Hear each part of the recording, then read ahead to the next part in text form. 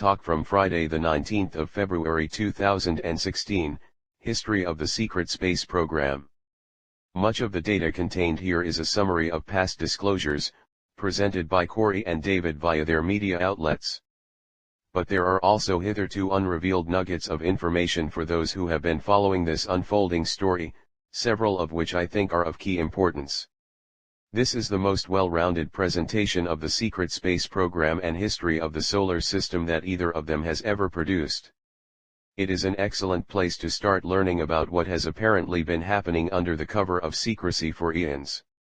Here are some important points to consider. Full disclosure is the only option.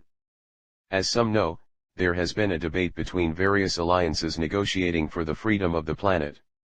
Some of these groups want full disclosure and a complete release of advanced technology to all people at the same time, whereas others want a limited or partial disclosure, drawn out over 100 years.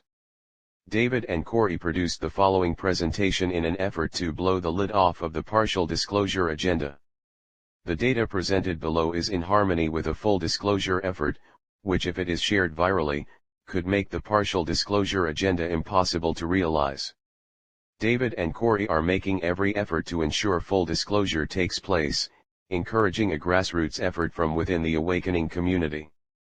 If you are reading these words, you are part of this grassroots effort. Solar shift could be delayed.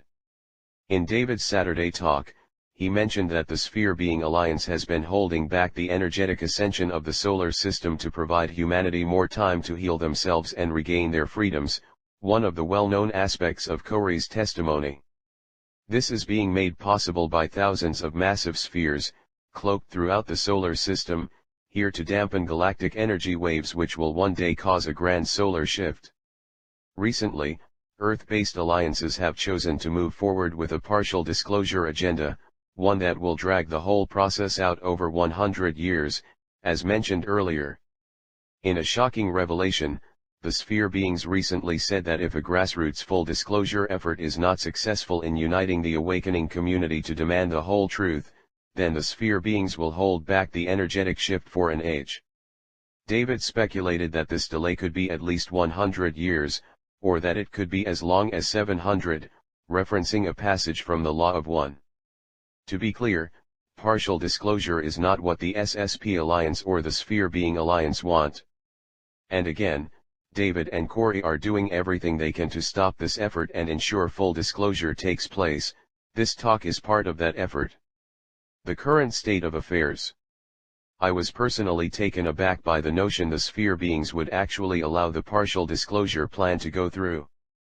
But after some quiet contemplation, I realized that these beings are highly conscious of the laws of the universe, chiefly, free will, and that they cannot avoid humanity's choice, no matter how much they might want to. The Sphere Beings have suggested in the past that full disclosure is the best option to give humanity a real chance at true freedom and prosperity. But the thing that has always held us back, now and in the deep past, is a consciousness of separation, hence their message of love, forgiveness, and raising of our vibrations. The reality is, the truther or awakening community is heavily divided, rendered almost completely ineffective insofar as realizing meaningful change for the planet. We've allowed ourselves to focus on our differences instead of the common ground we each share. This is no surprise, as there are countless social programs of subliminal influencing, not to mention personality parasites that compel us to choose fear over love, hate over compassion, and half-truths over the whole truth. The good news is, the truth can be obscured, but never destroyed. We are already one people, we are already a global family, we are already powerful co-creators able to effect great change. We can deny the realities of interconnectedness, but they continue to exist, and we continue to share the burden of this world as one people. We just have to acknowledge these truths and then ask ourselves, what are we actually creating with our choices?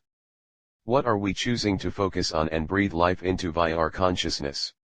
Are we focusing on truth, cooperation, and love? These are the questions we each must face as we walk our path in life. Generally speaking, as individuals in the truther community, we've been trained through elaborate infiltration efforts, to attack, with prejudice, any point of view that doesn't agree with our own. In many cases, we agree that the cabal must be stopped, that food is being poisoned, that the environment is being destroyed, and that something needs to change, yet because of one divergent belief or another, one disagreement or another, no lasting cooperation can be realized. I've even seen some fight over what words are used to describe our current predicament, with some claiming we've been enslaved by evil humans, while others say it was the archons. And these small differences prevents otherwise cooperative people from working together for change. Oh, how powerfully we've been duped into choosing separation, fear, and disempowerment. What can we do? What I think we could benefit from is to practice open-mindedness and respect the fact that our knowledge is limited, that we don't know everything. Our fellows have a different point of view that can provide us insights into the truth, into who we are and what our purpose in life is, but only if we receive what is offered with childlike innocence. An open mind and heart, combined with an honest appraisal of oneself, helps us keep our reality bubbles permeable, as Corey has mentioned before. While I think unity is essential right now, absolute unity is not a realistic goal. Initially, we'll need to find a way to agree to disagree on any topic that would otherwise prevent cooperation. But common goals are what we can base a foundation of unity on, those being, the right to life, liberty, and the pursuit of happiness, the desire for clean food and water, the desire for a sustainable society, free of toxic pollution, a world free of slavery and oppression, and so on. I think that all our seeming differences are an illusory slick atop an ocean of unacknowledged commonalities. In addition, we've been indoctrinated to believe we are fundamentally separate from each other, the universe and even the Creator, all founded on false perspectives of reality.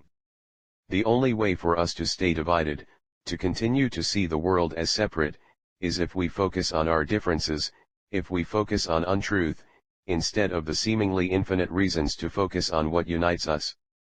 Often what holds us back is fear that what matters to us won't be acknowledged by another, that they won't care about what we do. And for those lost in separate self-consciousness, this may be true. In many cases, when we see that others believe something that we do not, we immediately feel a barrier go up between us, and then through our choices we reinforce that feeling. But when we bravely pour out kindness and compassion from within, healing is radiated without, helping to create a space for cooperation. I think learning to develop the ability to listen to others compassionately, entertaining their ideas and beliefs, without feeling the need to defend our own, again with childlike innocence, is essential right now. In this way, a loving, cooperative, and accepting relationship can be developed, one that will allow us to share our most cherished ideas free of defensive reactions that maintain separation. It is fear, lack of empathy and close-mindedness that has kept humanity divided over the eons, therefore, only love, forgiveness and truth can restore universal consciousness. I, for one, am not satisfied to wait 100 years for what we could have right now. If the awakening community truly is the linchpin for making full disclosure a reality, then let's stop the infighting, set aside our differences, and make steps towards a brighter future, together, as one people. It's so simple a child can see the wisdom of it. And perhaps it is a childlike point of view we need most right now to navigate this transitional age successfully. This is a stillness in the storm creation. Please share widely. Other information. Note: the images David used throughout the talk were not captured via screenshot. All the images below were found online or provided courtesy of Gaia.com. In some cases, I was also able to find the images David used online. Much of the information presented in this talk is also available in Cosmic Disclosure. Summarized notes will be in black, with additional information, or my commentary, in green bolded brackets. I also added additional data points provided from other talks by David and Corey in the past. I did not offer much commentary below, for ease of absorbing the overall narrative. More in-depth analysis of this material can be found embedded within the Summary and Analysis of Cosmic Disclosure series, available here. To support Corey and David's work, Subscribe to Gaia TV via blueavians.com. David Wilcock's website is divinecosmos.com. Here are David's 3 series on Gaia.com. His new book, The Ascension Mysteries, is now available for pre-order. Goode's website is sbherebeingalliance.com. Here is Corey's series on Gaia.com. Now on to the Expo session's detailed notes. Source: Conscious Life Expo. Introductions. Host introduces David and Corey. David talks about the huge demand for this talk, and that it will help ensure a full disclosure narrative comes about. David reviews his history, books, and experience. David talks about a quantum leap in evolution, as covered by his work on wisdom teachings and his website divinecosmos.com. David says Corey got pulled into this unfolding story, back in 2015, which he will cover later. David refers to the many massive spheres that have entered the solar system, some the size of Jupiter and Neptune, controlled by a benevolent group of beings known as the Sphere Being Alliance. More on this later. David mentions this time in history is all about a grand consciousness evolution. Refers to his books as evidence. David mentions cosmic disclosure on Gaia.com, where much of Corey's testimony is available. David says space and time is an emanation of a geometry. Davide says 20% of stars like our Sun have Earth-like planets around them. David mentions that DNA is a natural emanation of the laws of quantum mechanics. The universe behaves like sacred geometry, began with a vibration, and is teeming with life. What is the secret space program? David mentions there is a group that is out there in our solar system, right now, which is colonizing space. And this group is run by people on Earth. This group has already done what seems impossible, like in movies such as Star Trek and Star Wars. Portal travel, faster than light travel, is all possible and a well-established reality, that has been kept hidden. David says all those who are seeking the truth are essential players in breaking down the walls of secrecy. Crowd goes wild. David says what we're talking about here is a secret space program, SSP, that has been kept hidden from the public. But a program that was paid for by the public. When you look at the Apollo moon missions, the Vietnam War, etc., it was all money laundering to fund these programs. He asks Corey how many trillions of dollars were spent on the SSP. Corey says the lower-level secret space program is funded from money laundering operations on Earth, but the higher-level programs are self-funded via their own trading platforms with other groups and ET races. These higher-level groups would be called breakaway civilizations because they are no longer dependent on society to achieve their goals.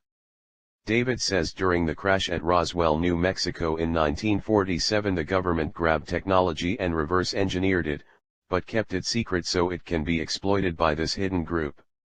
But one person broke through the ranks and is spilling the beans, as an insider and whistleblower, that's Corey. David mentions Gaia.com is hiring to help deliver the truth to the people. Lists a bunch of different jobs saying to go to joinaia.com for more information. The fall of the outer barrier.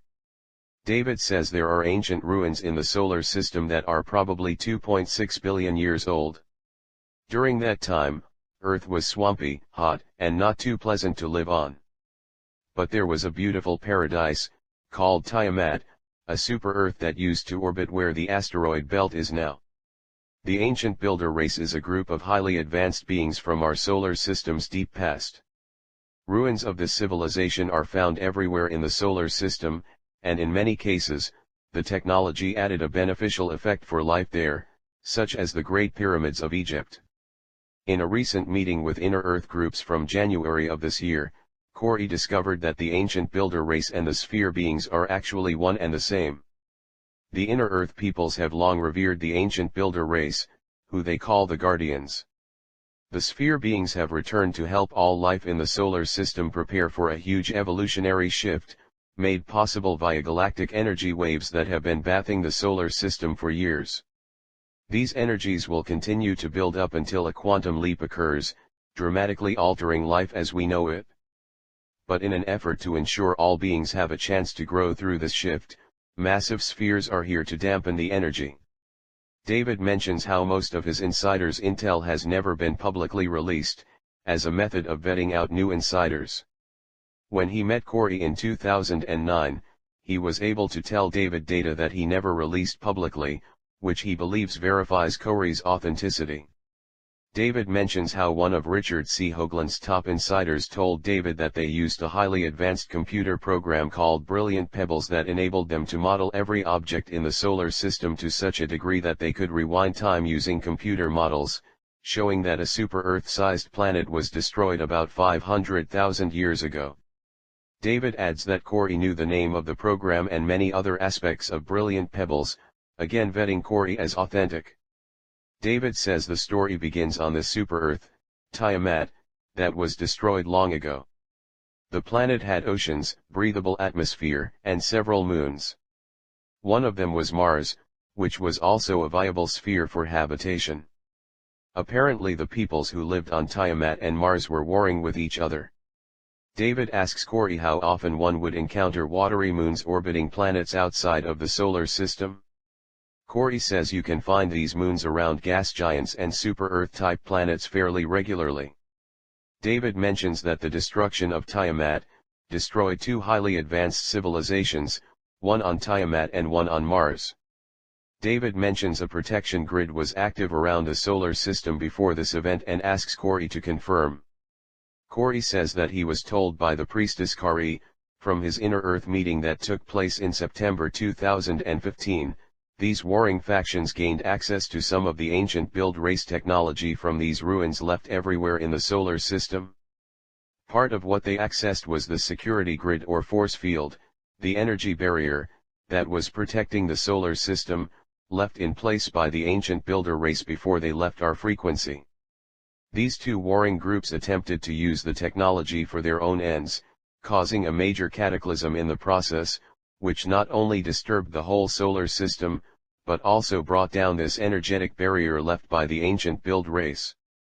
This barrier had heretofore protected the solar system from less benevolent races. David mentions that in tomorrow night's talk, he will show slides of moons that, he believes, are ancient outposts and bases from this period. He also covers this material in his show Wisdom Teachings. David mentions that these moons look just like the Death Star, from the film Star Wars, which were capable of firing particle beam weapons. Mimas moon of Saturn on left, Death Star from Star Wars on right. David says before event occurred, it was like the Garden of Eden in our solar system. David mentions that after this protective barrier went down, service to self groups came in, which the Inner Earth people refer to as genetic farmer groups or races. He says, that the Draco came into the solar system after this barrier went down, and that Corey originally leaked a time frame of 370,000 years ago for when this occurred. The fall of the outer barrier was a major milestone in the history of the solar system, shaping Earth's unfolding drama in the process.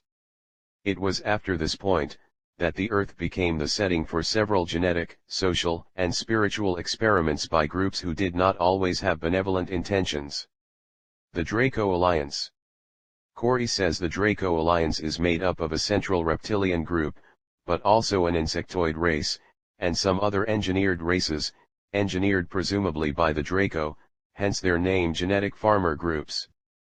David says, this group of reptilian humanoids, became highly advanced but they are very negative, going around the galaxy looking for other groups to twist into their agenda. As an aside, one of the bigger secrets is that the universe is designed to make humanoid life forms, so they are found everywhere. Corey has confirmed in Cosmic Disclosure that there are humanoid races of every conceivable type in the cosmos, each evolving from an animal species on their home world. But what these Draco do is find other reptilian-type humans, that evolved naturally in their own neighborhoods.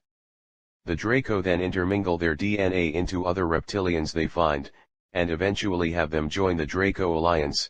Presumably this process is not something that is mutually agreed upon, as in done under duress or via manipulation. Corey says, the reptilian recruits, so to speak, have similar behavior and commonalities to with their Draco recruiters, helping to facilitate an alliance.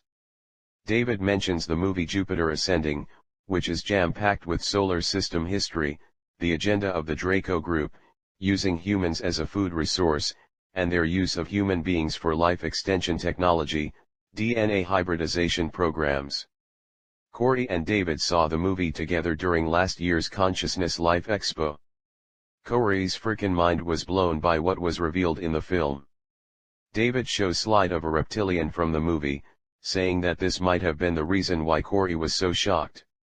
Screen capture of the movie Jupiter Ascending, showing reptilian. David says these are the genetic farmers who appear to be in control of the show. But they are working with humans. Corey says it wasn't an accurate representation of a Draco, but the relationships shown in the movie were very interesting. David suggests that what is depicted in the movie is part of some soft or partial disclosure effort. Corey says that he thinks the disclosure in the movie is higher than the secret space program, that it has to do with these 22 genetic, social, and spiritual experiments being conducted on Earth by a super federation of extraterrestrials who have lived within our solar system since the time this outer barrier came down. The movie could be their version of the history, from the people behind these 22 programs. Corey has mentioned in the past that there are up to 60 ET groups that maintain permanent outposts to monitor experiments that are actively being conducted on the Earth. Apparently these groups came in after the fall of the outer barrier and many of them have bases on the moon. David shows image of a white royal Draco. The Draco Alliance is made up of many different castes and races, some that are warriors whereas others are the ruling elite, like what is presented below. White Royal Draco. David mentions that the wings are wrong, based on what Corey has said. This was the closest image Corey was able to find online. David says Corey had to meet this Royal Draco during a meeting, and it was not pleasant. These white Royal Dracos were pleading for clemency at a meeting Corey attended in mid-2015, as a result of the outer barrier going back up after the Cabal attempted to destroy one of the moon-sized spheres close to the Earth using a particle beam weapon that was partially located in Pine Gap, Australia. They discuss this in detail in Season 2 Episode 16 of Cosmic Disclosure and further along in this talk. Reactivation of the outer barrier trapped many groups in the solar system that were planning to leave before the solar shift took place. As a result, tenuous alliances that have been in place for thousands of years disintegrated when the White Royal Draco told the SSP Alliance that they would sell out the entire Cabal pyramid below them in exchange for passage out of the solar system. When this offer was made, key figures in the Cabal were present. Since that time, a tremendous amount of Cabal infighting has been taking place, as their once well-organized group crumbles into separate factions with competing agendas. David mentions that the meta-message for this talk is that there are demonic presences, that we could think of as these reptilians, but they are not as powerful as the good guys. These guys, the Draco, are actually using the Earth as a fear factory, consuming what they call Lushi. They need humanity to be in fear, stressed out, hating life etc., and work with the ground-based Cabal to ensure those conditions are maintained, hence false flags attacks, denatured food, the war on terror, etc. In the below-linked articles, I attempt to discuss the scientific basis for fear food or Lushi and why races that use artificial life extension technology needed to survive. Related David Wilcock, Stargates, Consciousness Tech, Draco Fear Food and Methods of Personal Transformation, ET Contacts Analysis of Fade to Black May 26, 2015. Related Organic vs. Artificial Immortality Cyborg ET Races, AI Black Goo, Wave X, the Solar Shift and Organic Evolution via Truth Receptivity. David mentions that one of his insiders said that if people were smiling, happy, and felt joy for even one day, it would be enough to defeat the entire Draco Alliance, who are totally dependent on Lushi for survival. Corey says, yes, that Rotiriir, the blue avian who is a member of one of the 5 sphere-being races that operates the thousands of massive spheres in the solar system right now, said that once we get to a high enough energetic point, all these etheric parasites and entity attachments, will go back into the outer realms from whence they came. and that people will be going through a type of energetic withdrawal, like someone detoxing from a major drug addiction, because these parasites do provide some emotional stability to their hosts, which then become dependent on them. David mentions there are ways to scientifically prove this. He talks about an experiment where fish eggs at different rates of development are kept close to each other, so they can exchange biophotons. The older eggs actually draw health out of the younger ones, so long as light can flow between them, and the younger eggs wither and die as a result. This can't be explained using normal science, one needs to talk about energetics. Eventually one realizes there is a law in the universe that actually allows for an advisory, even though the universe is benevolent and loving. The universe allows evil to exist to inspire spiritual growth, and help us come together, to form unity against the adversary. This is a rather controversial topic, but it is supported by experience and codified as divine or natural law. Simply put, when we observe harm, hardship, or suffering of others, it is an opportunity from the universe to actually become an embodiment of love, healing and forgiveness. In this way, each individual is given a chance to gain wisdom by experiencing the transcendence of hardship. The principle of causality describes how all causes are sourced from mind via free will, with their effects being balanced by cosmic law. This means that free will is the first cause of, not only truth, love, and freedom, but also falseness, hate, and slavery. We are creatively empowered to participate in the process of spiritualization via our free will endowment from the Creator, which also means those on the front lines of the shift are the most empowered to effect change. For more on this, see the below linked article. Related, the natural law basis of harvest, the spiritual evolution of Gaia and all who dwell in the system of soul. David says, these guys, the Draco, came into our solar system, splicing their DNA with ours. We have all sorts of genetic anomalies as a result. See Lloyd Pye's presentation for more on this. One of those anomalies is the appendix, which apparently one of his insiders told him, used to be an organ system that would take nutrition from your liver and reintroduce it into the small intestine, processing it twice, allowing someone to live for 900 years. So they, the Draco presumably, clipped it out.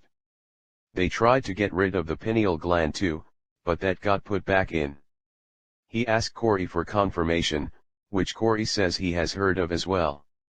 I just wrote an article covering evidence from recent genetic testing that suggests the human race had multiple genetic contributors, one major one about 15,000 years ago. Related, otherworldly lineage of a human species with amnesia, myths and legends, Rh-negative factor, genetic atom, and our alien DNA. David says the objective for us, today, is to determine how do we recognize that these beings are not all-powerful demons, that can't be dealt with. They are in the sandbox along with humanity, all for cosmic growth. There was an Edgar Cayce reading, in a room with 35 people, and the entity who was contacted via the mediumship said, "You have enough people in this room to end World War II right now." The answer is pure consciousness. There will be a pure consciousness exercises at the end of the talk, a guided meditation. David says the purity of our hearts, the consciousness of the universe, will bring us one step closer to freedom. Audience cheers. David mentions there are 274 slides. Corey says many haven't been seen before, including footage of helicopters flying over his house. Other reptilians. David starts to show reptilian images. David says to Corey that some of these beings have tannish skin and others have green scales. Corey says some of them are often confused with greys. David adds, but not all greys are reptilians. The above image is one that is short, about 4 to 5 feet tall. Corey says they have tiny razor-sharp teeth. David shows a black reptoid found within the inner earth, saying it is 8 feet tall. David says these guys aren't fun, they could eat you. David asks Corey how big the white royal Draco from earlier is. Corey says they are 14 feet tall. David adds that their shoulders are 5 feet wide and they weigh over 3,000 pounds. David talks about providing scientific data, introducing the commonly known narrative of these genetic farmer reptilians as they are described by Zecharia Sitchin. Analysis of Zecharia Sitchin's work. David mentions that it appears Sitchin made a lot of mistakes, but that is a long discussion for another time.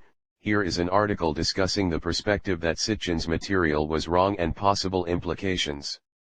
The gist of his story was that these giant beings, calling themselves the Anunnaki, came to Earth, splicing in their genetic material with the existing human population.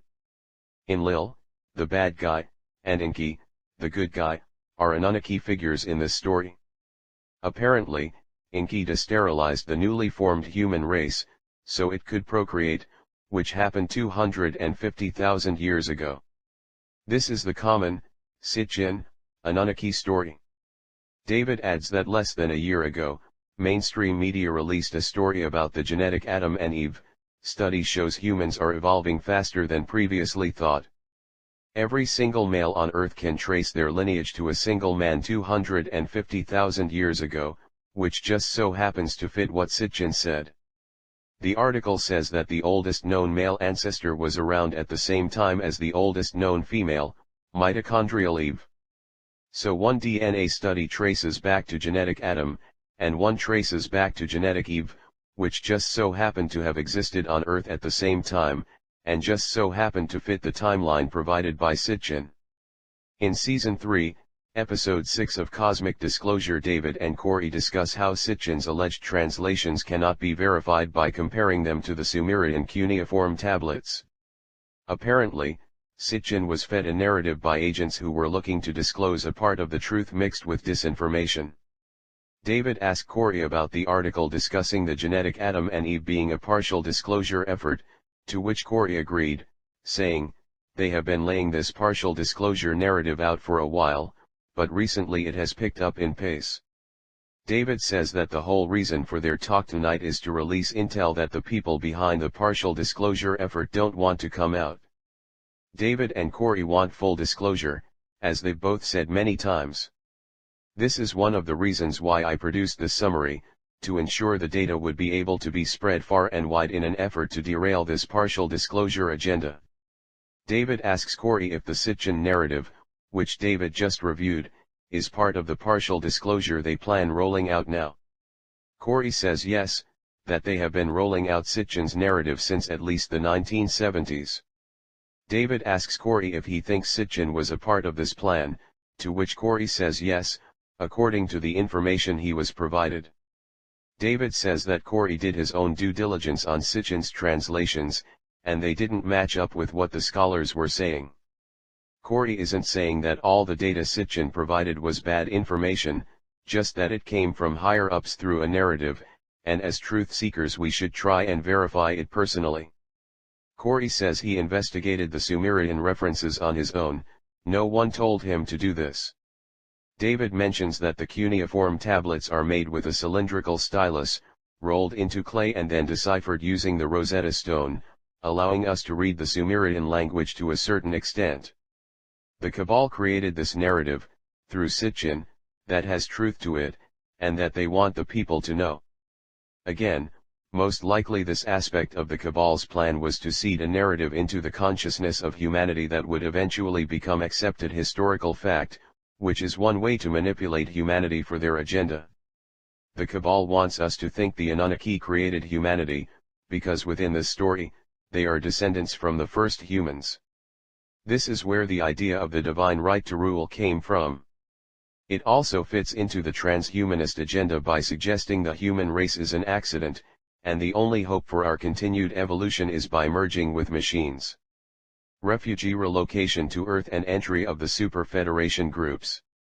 David says these people who were on Mars and Tiamat were moved to the Earth during this time, asks Corey for confirmation.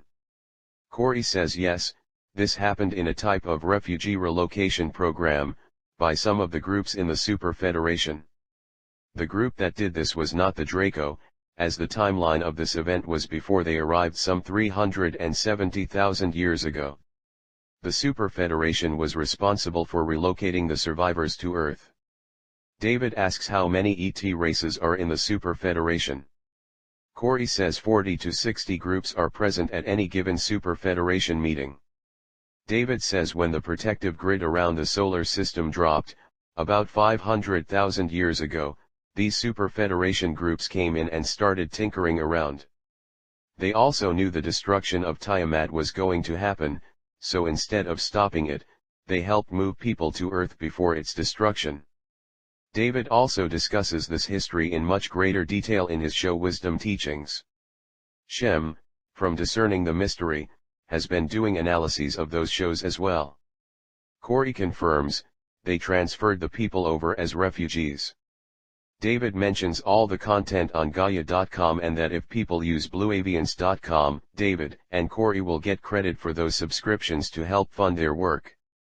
David reiterates that the genetic farmers brought people to Earth, and then civilizations rose and fell over and over again. Atlantis was only one of the more recent of these civilizations. Corey says that the smart glass pad said this was happening for eons, civilizations were rising and falling. Smart glass pads are iPad-like devices that were supplied to SSP personnel for briefing purposes. Corey describes the smart glass pads saying they have main articles and then reference links or footnote information at the bottom that came from each group that provided data for the article. In this footnote section, different groups discuss their interpretations of the data in greater detail. Corey mainly reviewed just the general articles, and not the reference information, as he is not a scientist. The footnotes were from different syndicates that put their own spin on the data in the main article. David says that Corey had access to these pads when he was in the program. Most of the historical data he references comes from these pads. David begins to discuss a dialogue between Plato and Solon, from antiquity, wherein Solon is asking questions of the mystery schools of the Egyptian priesthood. David digresses to ask Corey if he thinks the priesthood in Egypt had access to these deeper secrets and history. Corey responds by saying usually the priesthood of many civilizations guarded this information from the kings and the common people, using it to manipulate the ignorant population. I'll add here that the basis of our current system of control is the occultation of knowledge, hiding it from the people to gain an advantage over them. This is why full disclosure is essential to providing humanity a real opportunity for co-creative harmony or a society based on truth, love, and freedom. David asks why they didn't want people to know. Corey says because knowledge is power. The whole matrix of control, all the efforts of the cabal to manipulate humanity, can only work if ignorance is widespread.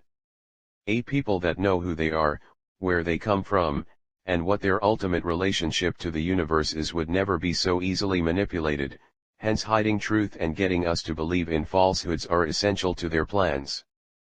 The word occult essentially means hidden knowledge, and the dark occultists of this world, known by many names, base all their plans on the ignorance of humanity at large. Therefore, re-education of humanity is essential to re-establishing common trust and restoring freedom, as well as arresting any plans of partial disclosure. The rise and fall of civilizations. David continues on with introducing the dialogue between Solon and the Egyptian priesthood. Apparently, Plato published what was said, which got him into a lot of trouble. He wasn't supposed to leak this information. Here is the quote of this dialogue that David reads from. As for those genealogies of yours which you just now recounted to us, Solon, they are no better than the tales of children. In the first place you remember a single deluge only, but there were many previous ones. In the next place, you do not know that there formerly dwelt in your land the fairest and noblest race of men which ever lived, and that you and your whole city are descended from a small seed or remnant of them which survived. And this was unknown to you, because, for many generations, the survivors of that destruction died, leaving no written word. Source. David mentions the Cuban Atlantis, saying, Linda Moulton Howe covered this story when it was breaking, shortly after the infamous 9/11 event in 2001. David says his mind was blown when he saw the headline from BBC News: Lost City found beneath Cuban waters. In water half a mile deep they find ruins of a lost city. David asks the audience how far back in time we need to go for sea level to be low enough for the city to be on dry land. The answer is 12,000 years ago, approximately the same time as other deluges, spoken of in myths, sacred texts, and historical accounts. David says Paulina Zelitsky was the oceanographer who broke the story. She was contracted by the Cuban government to take sonar readings of the ocean floor, looking for sunken gold. But instead of gold, she found structures that were highly artificial. He goes over some sonar images of the area. David shows a 3D image produced via sonar readings. 3D rendering of site near Cuba. David says Paulina made the mistake of signing an exclusive contract with National Geographic, who never published the story. David believes the story was suppressed. He says, the above 3D rendering was leaked out, despite the cover-up. David mentions the differences between these pyramids and the smooth-faced Egyptians ones. David goes back to the dialogue between the Egyptian priest and Solon, saying Egyptians were very knowledgeable and had highly advanced technology.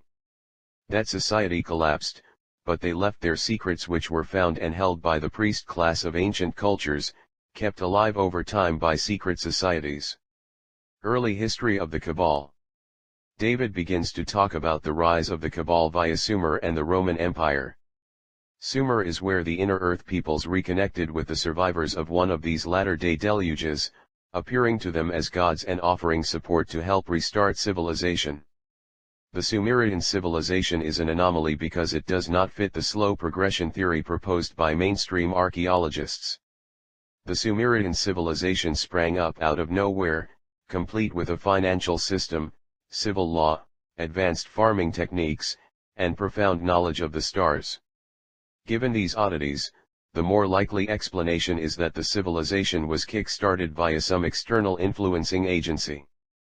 Corey says there is a confusion about this time period, adding that the inner earth peoples were making contact with the surface population in the area of the Tigris and Euphrates rivers, the Fertile Crescent. He also says there were contacts from the genetic farmer groups as well, the Super Federation. It's hard to tell which group had the most influence on the development of the Sumerian culture. David adds that we do know many of these occult secret societies trace themselves back to the times of Sumer and Babylon. Mark Pacio and Jay Parker are whistleblowers who were once involved with Satanism and lower-level operatives in the Cabal. Parker says he was raised in a generational satanic family. His father claimed to be an Atlantean warlock. Parker's mother would often tell him that their order of the Illuminati traces its origins to the times of Babylon and before, revering the black sun and worshipping dark gods. David says from there, it splashed into Egypt and the pharaonic dynasties. Further, a great deal of secret knowledge was stored in the Library of Alexandria that burned in a false flag-style event after the Romans conquered Egypt, moving all the documents to Rome, now held in the Vatican Library. Corey adds that they actually burned census documents, tax records, and the like, but nothing of importance. David says that all the history is still stored in the Vatican, such as the refugee transfer records, and lineages tracing back to before the relocation to the earth. Corey says the elite had access to knowledge and stored it in the Vatican, and that some of the data in the smart glass pads came from records there. David begins to talk about how the Romans invaded Great Britain in 55 BC under the command of Julius Caesar. After the Romans arrived, all the Celtic history was wiped out. No historical accounts were left in the mainstream from this period. He mentions covered-up history about Stonehenge and the ley lines it is connected to. Corey adds the Celts must have had knowledge of natural stargates or portals in the solar system, and that in the Common Era we had no knowledge of these energetic grids of the Earth because it was wiped from history by the Roman cult or Cabal. Stargates and portals. David goes on to say that these stone rings and megalithic sites are built on ley lines. It even shows up in the Da Vinci Code, where they are talk about Rosslyn or Roseline Chapel. They were disclosing the energy grid in that book. They were talking about sites where you can do rituals or ceremonies and actually open up stargates or portals. David asks Corey about what he heard in the smart glass pads about portals that will open up on Earth at certain times and places that one could use to travel through space and time. Corey says he didn't hear about that from the glass pads. It was intuitive empaths, in the secret space program, that would be used to triangulate where and when these portals would open up, which would either be underground or water, at the surface, or above it.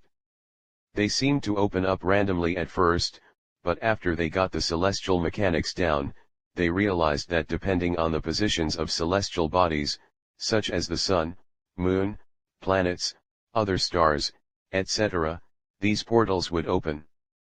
Related Cosmic Disclosure Episode 14, Portals, Parallel Earth, Summary and Analysis Goode and David Wilcock. Related Cosmic Disclosure Episode 12, Portals, Cosmic Web, Summary and Analysis Goode and David Wilcock. David asks Corey to recount a story about South American priests during the time the Spanish conquistadors were conquering the area. Corey says that on the smart glass pads he read about an account discussing a Spanish raid wherein they were chasing an indigenous priest carrying gold. The priest walked up to the side of a wall, touching it in a couple of places, and moments later the priest walked right through the wall as if nothing was there. This was witnessed by the Spanish conquistadors, who then sent reports back. David says the point is that there is physics that is not understood in the mainstream. The Russians have done experiments which show that electromagnetic energy can be changed into gravitational energy. Dan Winter describes the force of gravity as the recursive addition of waves of charge, which sounds very similar to what David just described. The Russians break it down as electromagnetic gravity spin. It's that spin portion of gravity that the Russians call torsion fields, which are just fields that have a self-organized vortex geometry or spin. This is the secret to health and longevity. That's what the pyramid shape does, that's what stone circles are doing. David says he just did a whole bunch of episodes on Gaia.com about this. The Russians have done pyramid studies that show they can cure diabetes, restore premature babies back to totally normal health, produce ozone, clean the air, reduce seismic activity, and so on, proven by over 39 different pyramids that have been built all over Russia and the Ukraine. They only used fiberglass, PVC, and concrete. Imagine what could be done with a stone like granite, which is a crystal oscillator. These are very powerful technologies, that's why you see them all over the world, in Australia, South American, Egypt, and so on. Related Russian scientists build and study pyramids. What they found could change the world. David says that pyramids are a type of magnet for these energy fields. The shape and the material are the magnet in this case, which attract these energy fields. In my own studies, what makes pyramids work this way is that they act like a satellite dish does, focusing latent energy already in the environment to a point that can be used for various functions via an entrainment or synchronization process. Time travel and timeline jumping. David says that there are these bubbles of electromagnetic energy that come up from the center of the Earth, forming gravity. If you happen to be standing in one when it came to the surface, it would open up a portal and transport you off somewhere in space or time. David mentions how this technology is not something the elite want us to know about because they have been using it. One of his insiders said one of the mental disciplines in the Cabal is called time travel. Corey says he stayed away from the time travel programs he was close to in the SSP. David says that in the time travel discipline, they would go to sacred sites, like Stonehenge, and push themselves into an out-of-body state. While out of body they would then travel back in time using the natural portal there, and upon arrival in this new time, look for a bum or homeless person, essentially someone with a weak sense of free will. Using the spiritual disciplines learned in the order, they would take over the bum's body using their disembodied consciousness. Employing this technique, they can use the other person's body like a puppet for various ends, such as committing murder or a crime in an effort to alter the present for themselves, which would actually happen. The adepts could actually change their timeline by altering the past, traveling through a portal as a disembodied consciousness and using another person's body as an instrument. Afterward, the only one who could remember the previous timeline is the adept who went out of body. David makes a comparison between this anecdote and the Matrix films, wherein the agents can take over someone's body in the Matrix, especially those with a suppressed free will. David also mentions the latest X-Men movie, Apocalypse, is all about Wolverine being kept in stasis, showing the other X-Men in the past. David mentions the whistleblower Svali who came forward about these techniques as well. David asks Corey if it is possible that you can go out of body and use these stone rings to travel back in time and alter the present. The book series and TV show Outlander is based on this stone ring time travel phenomenon. Corey says it is possible, and that in doing so, some of these groups were creating a lot of temporal anomalies, and then trying to go back trying to fix things but making ever bigger messes in the process. Eventually, an ET group told them that time, like space, is elastic, and things would fix themselves if they just stopped messing with time. David asks Corey if members of the Cabal were using this technique to try and alter the timeline to change key events in history, for their favor. Corey says yes. David asks how often he thinks this was happening. Corey says it wasn't happening all the time, and that they weren't always trying to change events. Most times they were just going back to observe or do reconnaissance. David reiterates that it was for spying, gathering intelligence or anticipating moves before they happen. You don't need technology to do this, like some people think. You just need your mind, a stone ring, and a hobo in a haystack. If you are successful in altering time this way, you will be the only one who remembers it. David asks Corey about some of the strange things that can happen when you jump timelines, like a stone path in the front of your house not being there afterward. Corey says that things get very strange when you start messing with time. Corey mentions that an aspect of time that isn't so well understood is consciousness, which plays a big part in time. All of humanity, as a joint consciousness, when joining together can act as a rudder for a timeline. In the following episode of Cosmic Disclosure, I offered a discussion on the link between time and consciousness.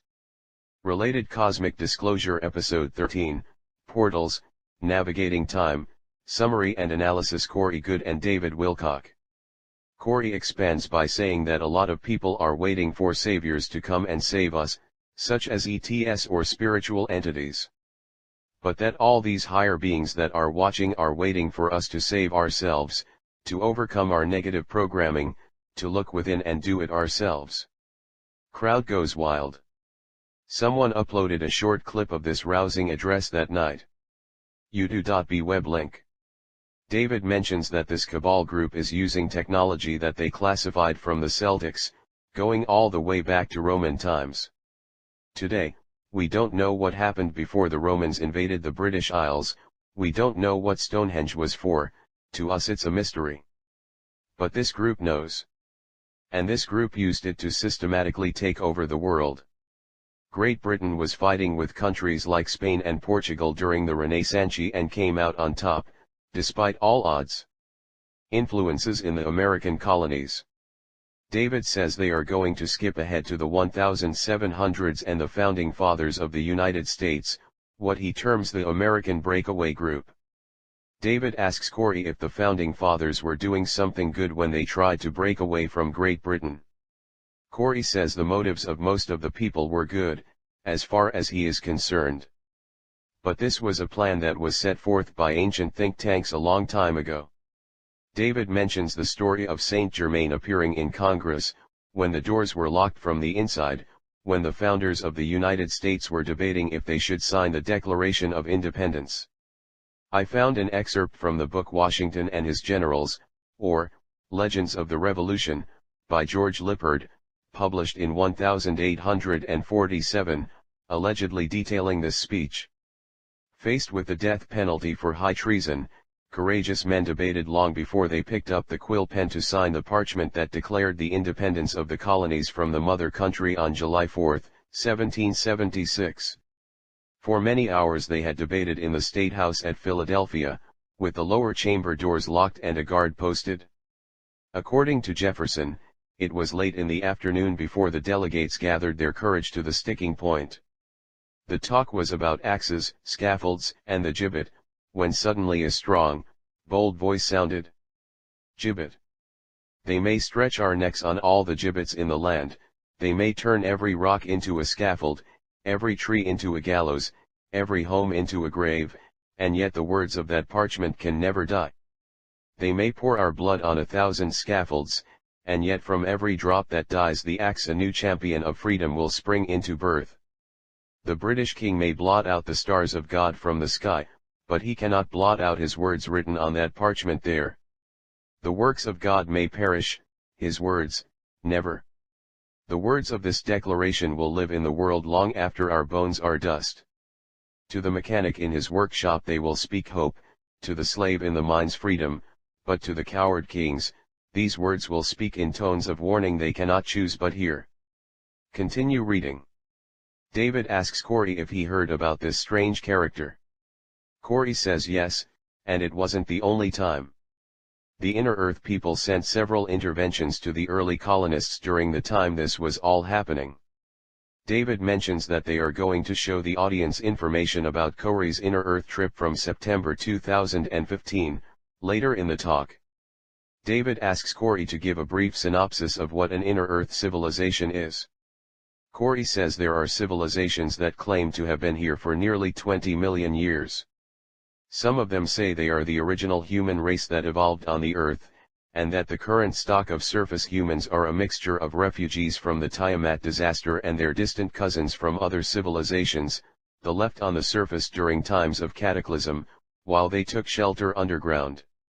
David says this culture would be considered fourth density in law of one terms. David mentions that there are some reports from George Washington that say he met with green skins, that looked human but had green skin. These could have been one of the Inner Earth groups. David mentions Revolutionary War soldiers having their wounds healed, glowing miraculously as it happened. David adds it definitely seems like tampering was going on to make sure America came about.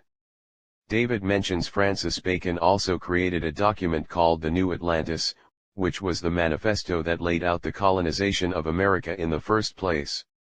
Related the New Atlantis secret mysteries of America's beginnings and connections to Atlantis.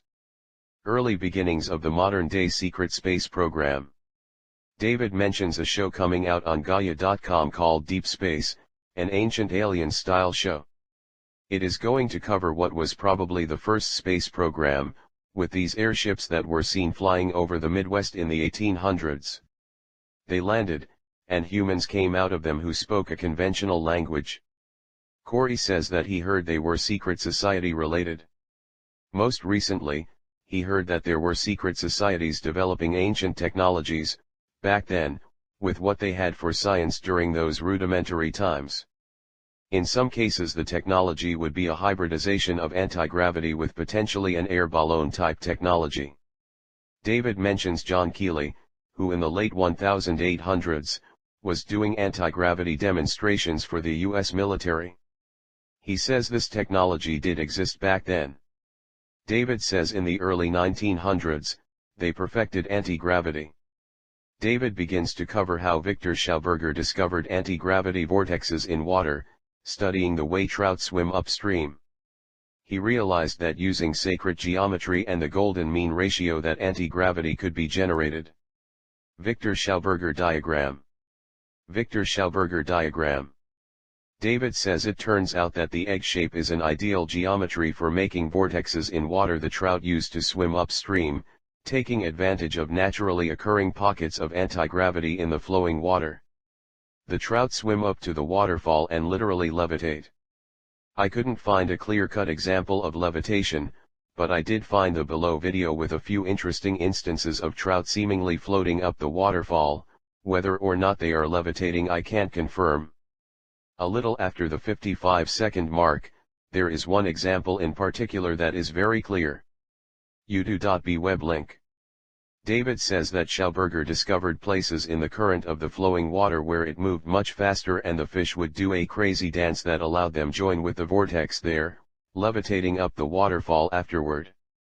David mentions egg-shaped rocks could levitate too, and when they got to the top of the waterfall, there would be some kind of endothermic reaction, freezing the water at there because things got cold in the process.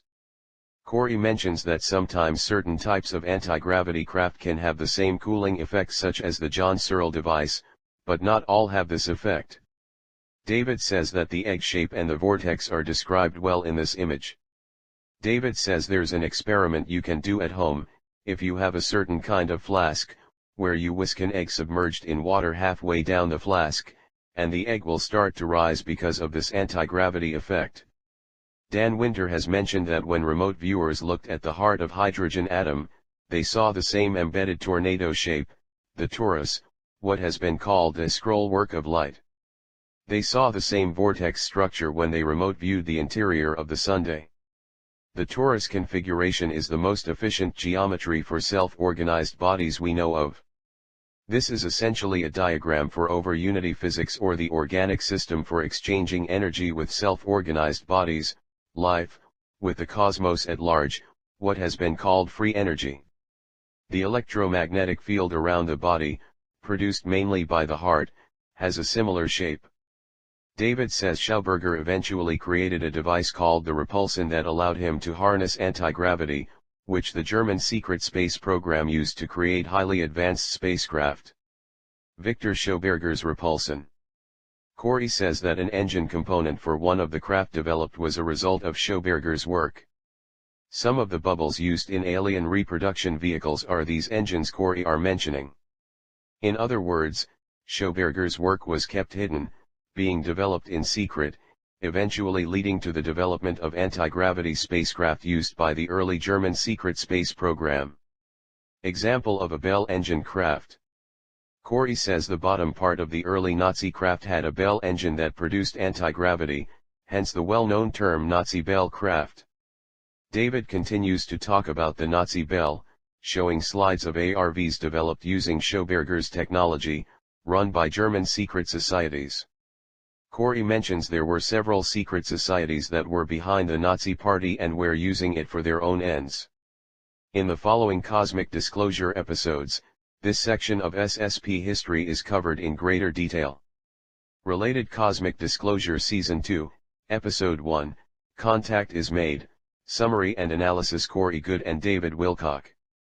Related Cosmic Disclosure Season 2, Episode 2, Agar Thence, Advancing the Frontier, Summary and Analysis Corey Goode and David Wilcock.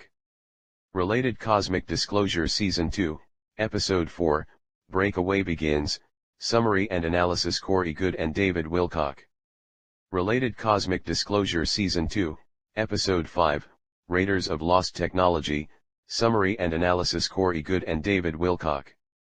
Related Cosmic Disclosure Season 2, Episode 6, We Were Never Alone, Summary and Analysis Corey Goode and David Wilcock. The German Breakaway Group. David says these craft could explore space, and the Germans decided to go explore the solar system. But they found others there, the Super Federation groups that have been here since the outer barrier went down 500,000 years ago. And these other groups didn't want the Germans messing around in the solar system. The Germans actually sustained heavy casualties while they were exploring the solar system and beyond, losing many ships. Corey says they didn't have many ships to lose either. David says that the Germans decided to ally with the Draco, one of the most violent self-serving groups out there.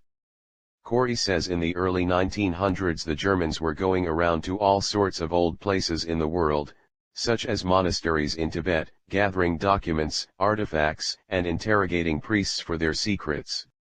They heard through these interactions about the inner earth beings that live within the earth's crust. Corey adds that the Germans were making contacts through channeling or mediumship via groups like the Vril Society. The Germans had a lot of different ways that they used to build up their knowledge to get to the point where they were ready to explore space and break away. David says that one of his insiders told him that a major agreement was struck in 1939 between the Draco and the Germans in the Himalayas. Corey says he knew a lot happened in the Himalayas but that the contacts made there were with a Nordic-looking group, not the Draco. David introduces some of the new artwork Corey and his team of volunteers have been working on. Corey thanks them for all their hard work. He then says that the images are a depiction of Germans, appearing to humans on the surface as ETS to gather intel and spy on the people in general.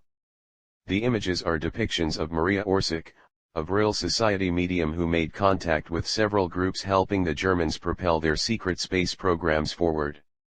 She allegedly was seen at an ET contact from the 1950s, which David and Corey discuss later. David sees the symbol for the Order of the Black Sun, which is one of the deeper occult orders within the Cabal. David mentions that appearing to people as ETs is what the Inner Earth people claim to be doing as well. Corey says that the Germans followed their Inner Earth allies' lead, and started doing the same thing for their own purposes.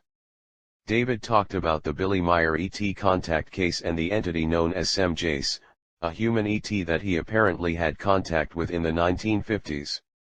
Corey mentions he heard that when the military found out about Meyer's case, they sent people over with some photographs for him to try and identify the female being he saw. He quickly pointed out one photograph, saying, "That's her. That's her." Apparently the photo he pointed out was of Maria Orsic, the medium from the Vril Society, who was making contact with Inner Earth groups, and who played an intimate role in the pre- and post-World War II German secret space program. Vril Society medium, Maria Orsic. David says once this alliance was secured between the Germans and the Draco gave a piece of land to the Germans, allowing them to colonize the moon. Depiction of a Nazi base on the moon. Corey says that the base was small, with the arms of the swastika possibly the size of shipping containers. David says that this base was in Draco protected territory on the moon. David mentions they also went to Mars. Corey says that the Germans tried to settle near the equator on Mars, but there were heavy lightning storms that blew out all their electronics. And these bases were lost along with people there. But they eventually realized that the polar regions were safer, as well as some other areas underground. But some of these places were already occupied by native ET groups which they had to fight off. David mentions that the Germans needed the industrial might of the United States to continue their efforts of expanding into space. Corey says that the US was building 7 to 10 tanks for every one destroyed by the Nazis during the war, so they knew about the industrial might of the US and wanted it for their own purposes. They wanted it to do what they were unable to do in the past, which was to build out their secret space program infrastructure. David says that even though the Nazis lost World War II, they had a lot of basic infrastructure already developed, in Antarctica, on the Moon and on Mars. They had spacecraft that could leave our solar system, and they had alliances that provided support for their agenda. The battle between the German and American groups. David mentions how in 1947 the Germans were already defeated, but they had an Antarctic base they set up before the start of the war. The Americans learned of this via interrogations being done of paperclip Germans brought over to the military-industrial complex after the war. Corey says the Americans sent Admiral Byrd with a major Navy contingent to the southern continent during Operation High Jump to deal with these German bases there. The effort was a major failure, as Byrd encountered heavy German resistance such as highly advanced craft and weaponry. Corey adds that in Antarctica there were ancient city complexes beneath the ice, left in almost pristine condition that the Germans outfitted for their own purposes. There were also ruins of ancient cities above the ice that were ravaged by glaciers over the eons. He also says, due to thermal activity in Antarctica, there are massive underground ice caverns that can serve as dwellings. He says there were at least 3 of these ancient cities beneath the ice. The Germans were informed about these sites from their alliances as well as pristine subterranean sites in South America. Related Antarctic tunnels as tall as the Eiffel Tower found connections to Operation High Jump and secret German bases. David mentions that these ancient cities in Antarctica were probably built at a time when the continent was not covered by glaciers. 12,000 years ago is when the conditions were right to build them. He goes on to suggest that there have been pole shifts in the Earth's past and these could have reoriented the positions of Earth such that Antarctica may have been closer to the equator in the past. He says perhaps the civilization in Antarctica could have been Atlantis of legend. Corey says that the civilization there was highly technological. Some of the buildings found were stone, and some were composite materials. David continues by mentioning Operation High Jump, where the U.S. military staged an invasion of Antarctica. Corey says that the Americans thought that the Nazis only had a small installation of higher-level personnel there. They thought they could just go take them out with little effort. But, as was mentioned earlier, this was not the case. Strange craft started popping up out of the water when Byrd got down there, and wreaked havoc on his fleet. David says that after High Jump, a 5-year delay in major activity took place, where the paperclip Germans were trying to recruit the Americans into their secret space program. Corey says that between 1947 and 1952, there were multiple meetings happening at different Air Force bases, where advanced German Bell spacecraft were landing to negotiate. The Americans had their own secret space program, but it was much less advanced than the Germans at the time. Apparently part of the Germans' negotiation tactic was to give older technology to the Americans, who thought it was highly advanced. The Americans later used it to create their own ARVs or alien reproduction vehicles. The Germans were pushing their agenda onto the Americans, trying to get their scientists to work on the Germans' programs. David mentions how in 1952 there was a major set of UFO sightings that are important to this part of the story. He thought they were genuine ET craft, until he learned of what Corey thought of the sightings, which was they were not ETs but Nazi Bell craft. David shows a headline from July 28, 1952 of the Washington Post. David mentions how these UFO sightings triggered Project Blue Book, a government whitewash. Essentially the effort was an attempt to label the UFO phenomenon, which was taken very seriously before this, as nothing more than earthly events. After the whitewash, all serious inquiry into UFOs ended, becoming a taboo topic of research. David reiterates there was a major sighting of Nazi Bell craft over Washington, D.C. in 1952, which he thought were ETS until he spoke to Corey. An alleged photograph of the 1952 Washington, D.C. UFO sighting. David says the government is taking the stance that the people can't handle the truth. David says that at the same time all this was happening, positive moves were taking place. He refers to the law of free will in the universe and how each side gets to play their part. In 1952 positive benevolent channeling starts to happen with beings who are blonde Nordics. And people were also having physical contact with these beings as well. Corey says that these benevolent contacts were a mixture of inner Earth groups and German breakaway groups, the same German group that broke away to Antarctica and beyond as a result of their secret space program advances. David says, for clarity, the US did not want to tell the truth to the people about what happened at the Roswell crash in 1947. Corey says that the Americans' craft recovered at Roswell, but it was more advanced than they could reverse engineer at the time. David says that the Americans were looking at the German technology as well and were amazed by what they had developed.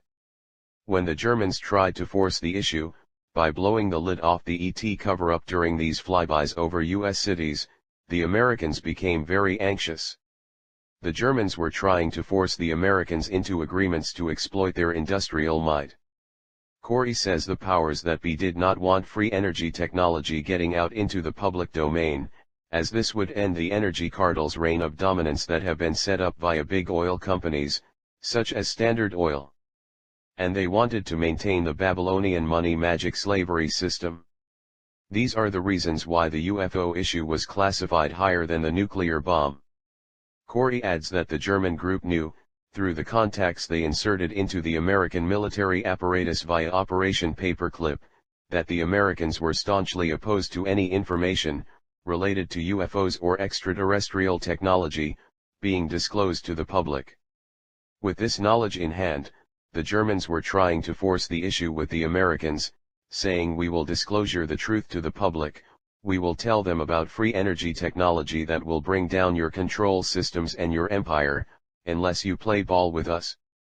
David says that there was a sort of German-American Cold War that raged after World War II, and the Americans thought that they could outspy the Germans, and win. Corey says that the Germans and the Americans had the same idea, which was to infiltrate and take over the opposing group. The group that ended up winning was not the one people think, it was the German group. David says that the whole secret space program, and regular space program, has heavily Nazi-influenced as a result. Corey clarifies that it's not exactly Nazis in the way people may think. The Germans behind this effort have a different belief system that diverges from the Nazis, going back millennia, but that these people are willing to do all manner of immoral things to realize their plans, just like the Nazis. Mass recruitment for the SSP during the brain drain.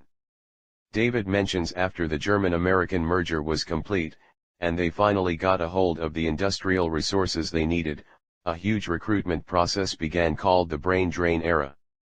Another of his insiders, Pete Peterson, said that in the 1950s and on into the early 1960s, 55 to 60 million of the brightest and best scientists in the world were pulled into the secret program.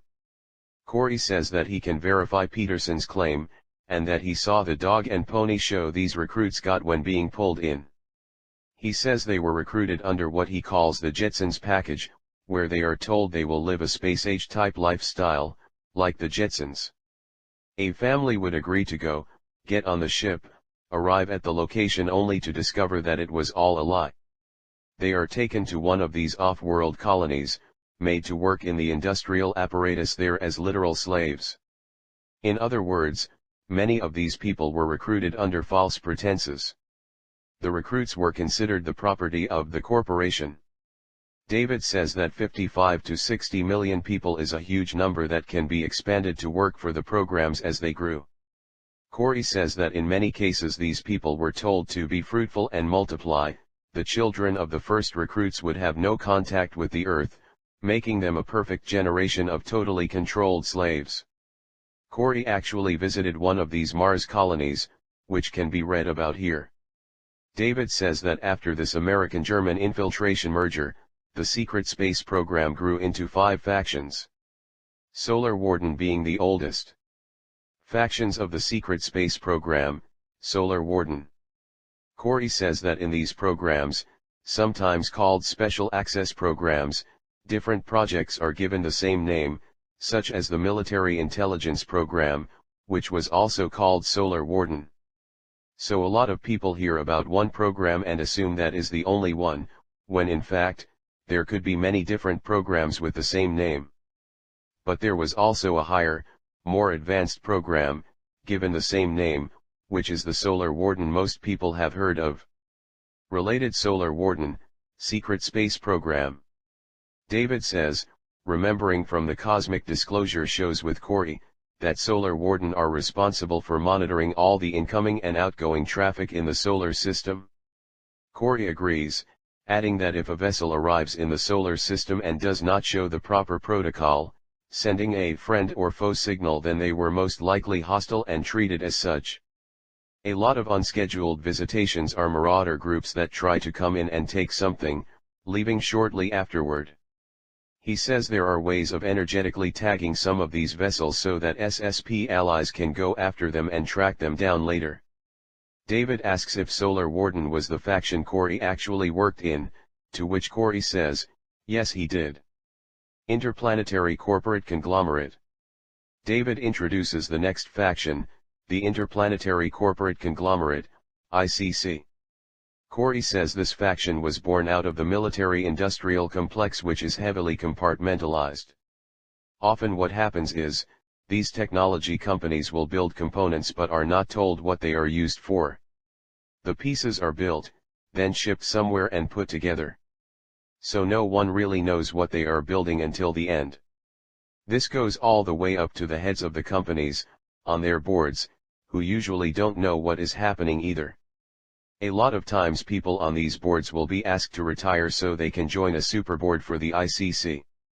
This superboard is a massive conglomerate of many different companies all around the world and beyond, developing SSP technologies and infrastructure in space. The military-industrial complex, a for-profit loose organization of defense contractors, essentially expanded their profit-generating schemes into space, but the ultimate goal was not earning money, it was developing advanced technology to give them an advantage over other groups, including the population of Earth. The ICC is also the largest and most powerful of the groups, acting as a type of figurehead for all the factions, except the Dark Fleet. David adds they have mining operations, production, and so on. Global Galactic League of Nations. David introduces the next faction, the Global Galactic League of Nations, a carrot that was thrown to the other countries who knew secret space programs were being developed and wanted to get involved. Corey says this is more of a scientific exploratory organization made up of people from every nation on the planet. David mentions that Corey actually visited one of the bases, on a moon orbiting a gas giant in another star system, which can be read about here. Corey describes the base, how it had a pool of water for recreation and a security checkpoint. He also says that you could see the national flag of each person there in Stargate Atlantis-style jumpsuits. Notice the US flag on the left shoulder of their uniforms. Although it is not visible in this photo. The character on the left is from Canada, and in the series a Canadian flag is on his uniform. The military faction. David introduces the next group, which is the military faction. Corey says this faction is made up of many different special access programs. The Navy has some programs, the Air Force has programs, and almost every major military power on the planet has programs that work together in some capacity. Corey emphasizes that their access level is to lower technology and low Earth orbit only. He says these programs are heavily compartmentalized and they do not have access to higher level secrets.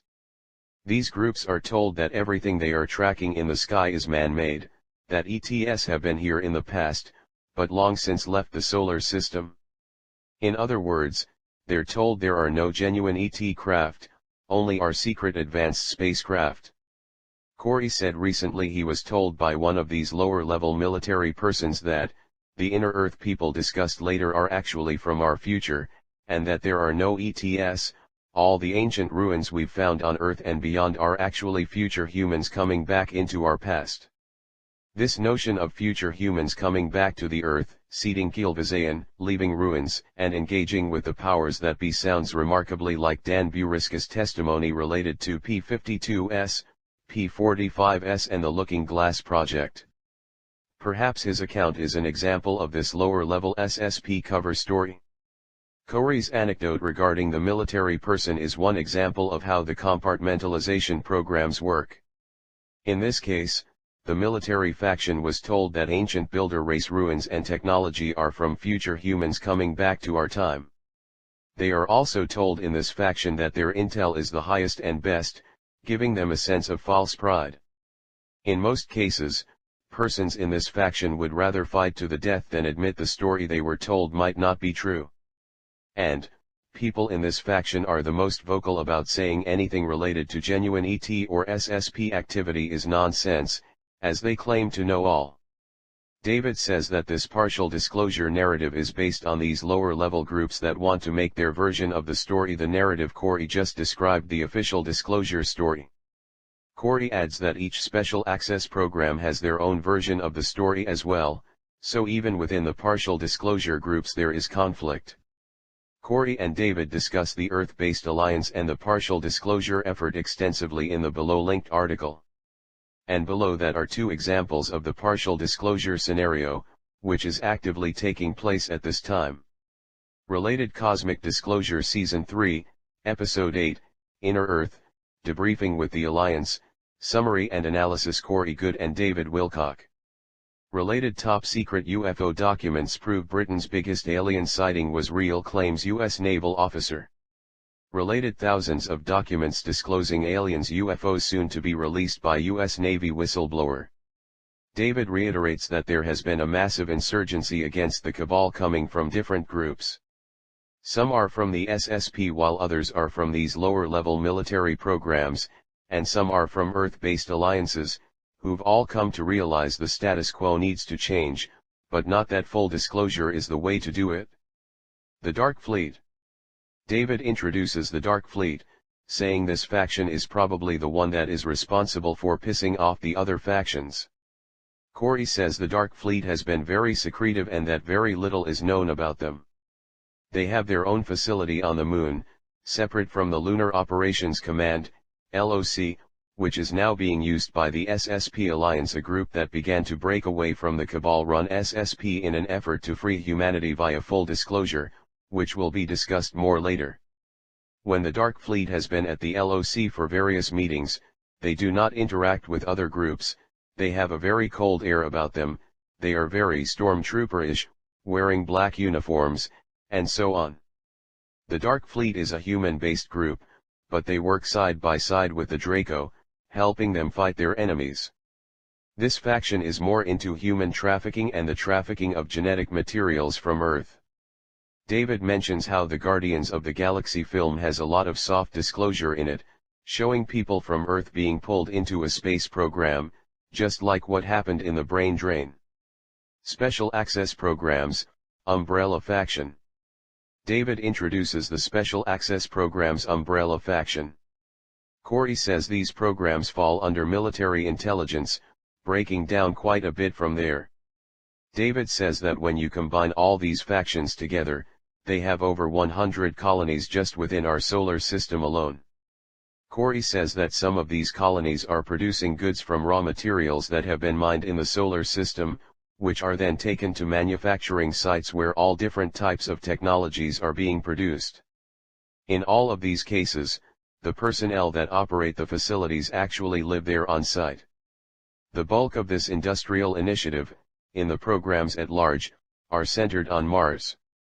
David mentions that Corey has said that some of these other industrial sites are located on moons in the solar system as well.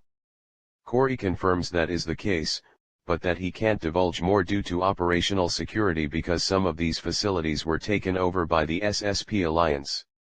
David continues, saying that in the 1980s the Reagan administration had the Strategic Defense Initiative, SDI, or the Star Wars program and nuclear arms race, which created a huge amount of debt that secretly funded the Solar Warden faction. Corey says that they built a defense grid around the Earth, weapons platforms, and space stations they service on a regular basis. That's where a lot of the money went. Corey's personal experience in Solar Warden. David says the next part of our story is that Corey gets pulled into the program in 1987, after he was groomed for the position as a child. Corey doesn't discuss his experiences much here, but in the following Cosmic Disclosure episode, he covers his involvement with the MyLab program as a young man. Related Cosmic Disclosure Episode 11, Potential of Human Consciousness, Summary and Analysis. Corey Goode and David Wilcock. Corey says that the ships weren't as glamorous as what one would see on shows like Star Trek. The ships were designed by people who used to build submarines, and had knee-knocking bulkhead doorways, wherein, in order to cross the threshold, one needed to lift their leg over a sealed doorway, that was high enough to bang against your knee, hence the term knee knockers. He said the ships were compact, like an recreational vehicle or caravan, but it was roomy. The engine room was the largest room in the ship, with a 30-foot tall ceiling. They had cargo areas that were also large, but these were not entered into frequently. The whole ship was modular, in that the cargo areas could be compressed down or expanded for various functions. There were also food printers that could replicate food with a limited menu, but they didn't taste right, and sometimes would cause disturbed digestion for days after eating, until one got used to it. David mentions that he wants to talk about the weird stuff, saying that after Corey was recruited into the program, in 1987, he did his 20-year tour of duty, and then was brought back in time to the day that he left. This was done through time travel technology. Corey explains that at the end of a tour of duty, an asset is debriefed, recounting the experience, and age regressed or biologically turned back to the time before you left. During this process, scars, tattoos or any other markings are wiped clean due to the temporal regression methods used. The technology for this was a kind of paneling they placed around the body, while in a heavily sedated state to keep the body completely still throughout the process. David says that this is called the 20 and Back program. Corey says that he was almost 17 when he was recruited. He signed all these papers saying he agreed to the program, that he would do his 20-year tour, be brought back to the time that he left, be given a posh job, his college education would be paid for, and so on. Similar to other above-board recruitment offers for enlisted people. David asks what really happens, in contrast to what they promised. Corey says that when people get back, they whip their memories, called blank slating, age regress them, and deposit them back in their lives as if nothing ever happened. No posh job, no paid for college education.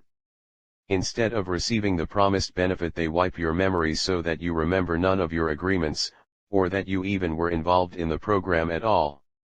Corey adds that in the beginning, screened memories were implanted using chemicals, but eventually they switched to some energetic process that wiped memory of the program more efficiently. They had a problem with 3% to 5% of the people in the intuitive empathy program who were able to break the mind wiping, and recall their memories as time went on. Corey is an intuitive empathy, which is someone who has innate skill with receiving information intuitively, what could also be called a clairvoyant. These skills were enhanced by several sophisticated techniques in the program, including virtual reality simulations. The mind wiping would work for a few days or weeks with intuitive empaths, but then the memories would come back. The reason Corey provides for this is because the physical brain stores memories, like a hard drive, but the energetic body stores in a sort of virtual cloud database. The intuitive empaths had a better connection to this energetic body that would re-download the memories into their brain, just like restoring a hard drive from a backup. But recalling memories is not easy, and the whole effort is very intensive, just like any memory reintegration process. David asks if they re-abducted these people to re-wipe them. Corey says that they would pull people back in to do that, but chemical wiping, done too many times, would have major complications. David asks if Corey remembers signing the paperwork after the blank slate. Corey says that the paperwork is signed just after you leave. After being blank slated, you essentially remember nothing about the paperwork, and they also use screened or fake memories, filling in any gaps left by the wiping process. Essentially, when you come back you are in a state of confusion or amnesia about what just happened. But the people who can actually recover their memories have a much more difficult time adjusting back, because they have two timelines of memory. One is the real 20 years they spent in the program, and another false set of screened memories much shorter in duration that are trying to overwrite the others. Subconsciously, these people know something isn't right, yet consciously they can't recall what the divergence is, which causes depression, rejection, PTSD, etc., but with no conscious association as to why.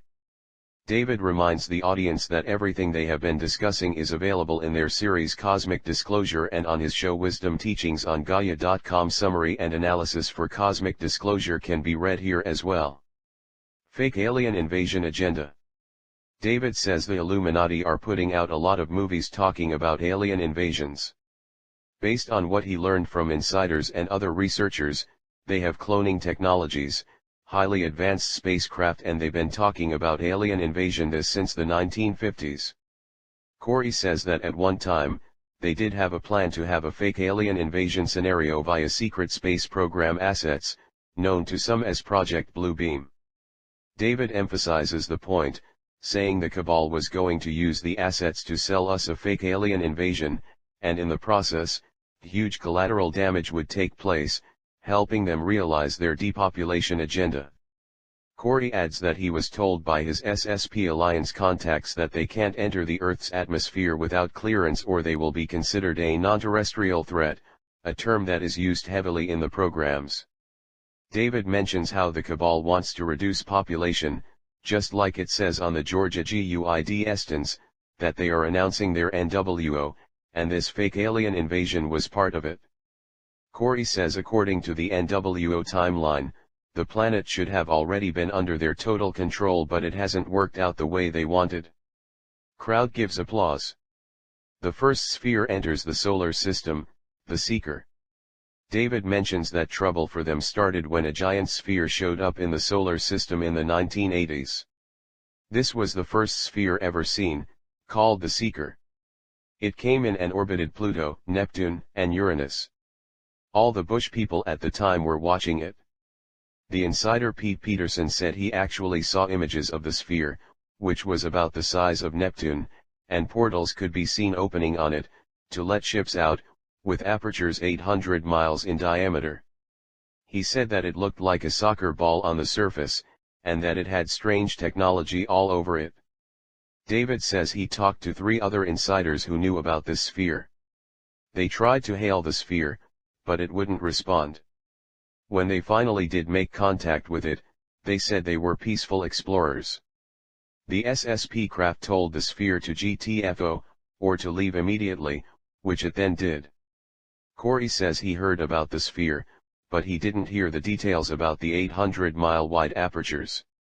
David says the ICC is building highly advanced technology on Mars and that they are actively trading with over 900 ET groups. They build it there, in part, to hide it from people on Earth, to maintain the oil dependency illusion. So the SSP thinks they are really ahead of the game, but then this gigantic sphere shows up, the Seeker. And then the sphere just left, and for many years there was no other sightings of them, until the late 1990s. More spheres entered during the 1990s. David says a major influx of gigantic spheres showed up in the solar system. David shows some SOHO images of large objects called sun cruisers and other phenomenon. Sun cruiser on left-hand size of SOHO disk. From the website mentioned by David, www.cyberspaceorbit.com.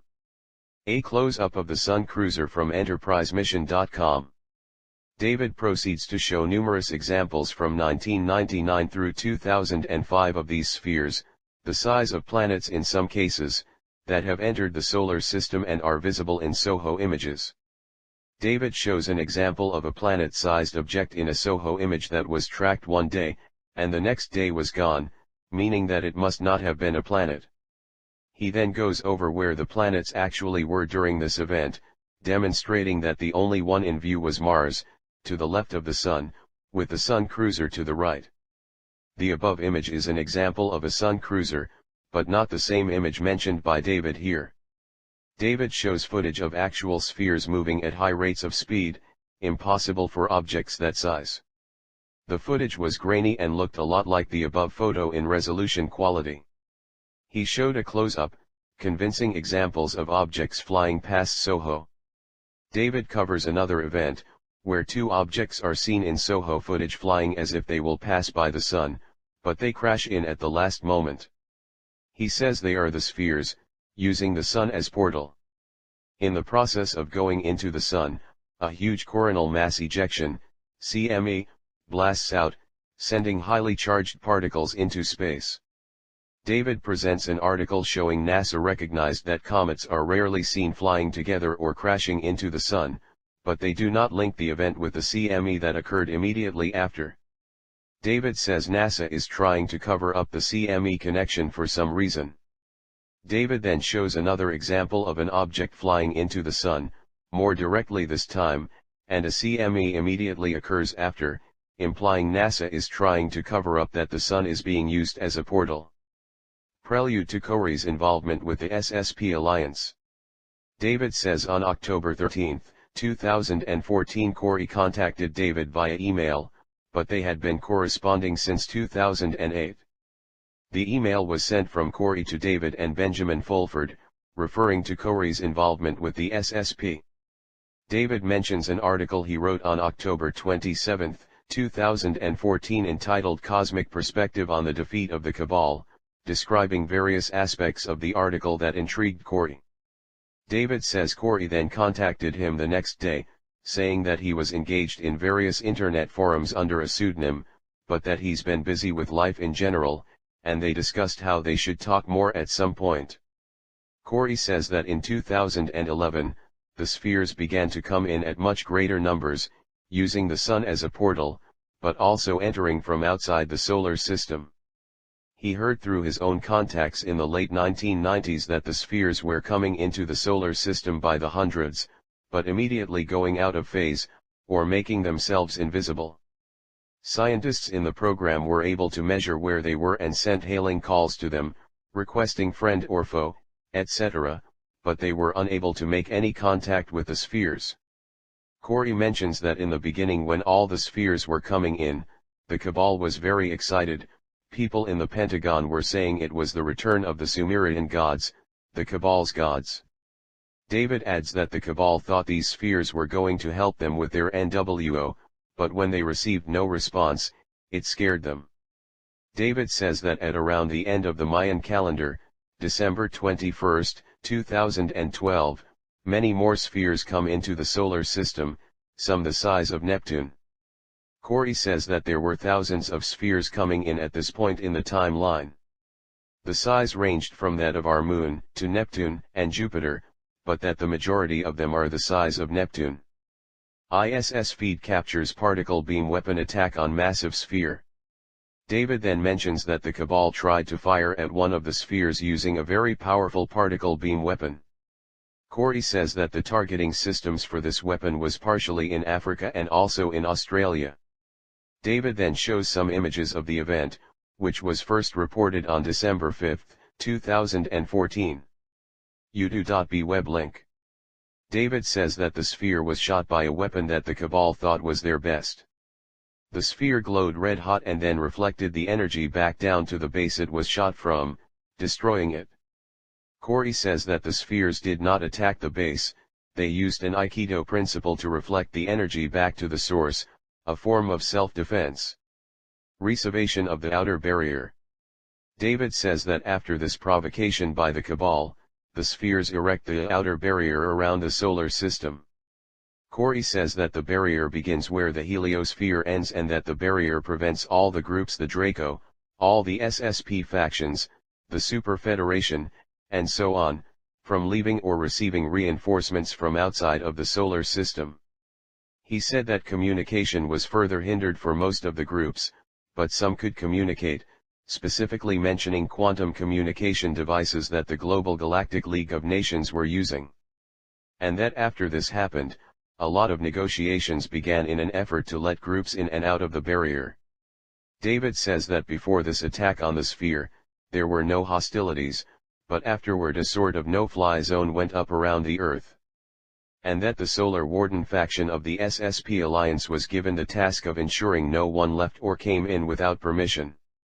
David adds that essentially the entire solar system has been quarantined and all the bad guys are trapped inside, not sure what to expect next. David thinks that this means these beings are going to be held on trial in some kind of tribunal. Crowd gives applause. Corey says that a lot of these groups were expecting to be outside of the solar system before the energetic changes started to happen. David says that the energetic shift is a big subject about the ascension and the evolution of the solar system at large, which he's discussed at length on his show Wisdom Teachings. Related the natural law basis of harvest, the spiritual evolution of Gaia and all who dwell in the system of soul. Related science and evidence for the transformation of the solar system, the divine cosmos by David Wilcock. Corey says most of what is seen in UFO videos of the International Space Station, ISS, are of Solar Warden craft trying to push disclosure by displaying themselves in front of camera feeds. David says after this event in December 2014, he and Corey start taking more and he opened up to David about his involvement in the SSP. 2 SSP Alliance atrocities. David mentions that in February 2015 a massive plume of smoke is seen rising on Mars. Corey confirms this was called the Mars atrocity and that it started with factions who were in the Cabal-run SSPs defecting over to the SSP Alliance, which are allied with the beings who were in control of the spheres, a benevolent group of 5 races known as the Sphere Being Alliance. In the process of these defectors coming over to the SSP Alliance, certain members decided to act on actionable intelligence and destroy a Cabal-run base on Mars, causing the loss of many lives in a settlement nearby. This base was where a key component was being made for some of their technology. David reiterates that the raising of the outer barrier was an unprecedented event, and that the newly formed SSP Alliance took advantage of the situation by destroying one of these facilities on Mars, one of 2 atrocities. David says that the Mars attack caused the death of 250,000 innocent people in the facility, people who were probably recruited under false pretenses and forced to work in the facility as slaves. David says that the second atrocity was an undersea reptilian base off the coast of South Carolina, killing 700. Corey adds that it was a Draco facility that had a number of human test subjects. David says he was at the Consciousness Life Expo last year, talking about the 500-million-year-old history of the solar system, which is now 2.6 as mentioned earlier. Corey was in the audience. He was actually yelled at for David giving the talk because it revealed so much of what was going on. We covered that talk here. But he says that none of the information he gave in that talk came from Corey, it was from his other insiders, but it matched up with Corey's data so well, that he ended up taking the heat for it. Lights on Ceres. David says 8 days after those atrocities, an artificial-looking structure on Ceres is discovered. Related Ceres bright spot colonization of Ceres by a breakaway civilization? Related intelligent life on Ceres? New evidence seems to suggest so. Corey was told that David's talk interrupted a process that was supposed to happen at a certain speed.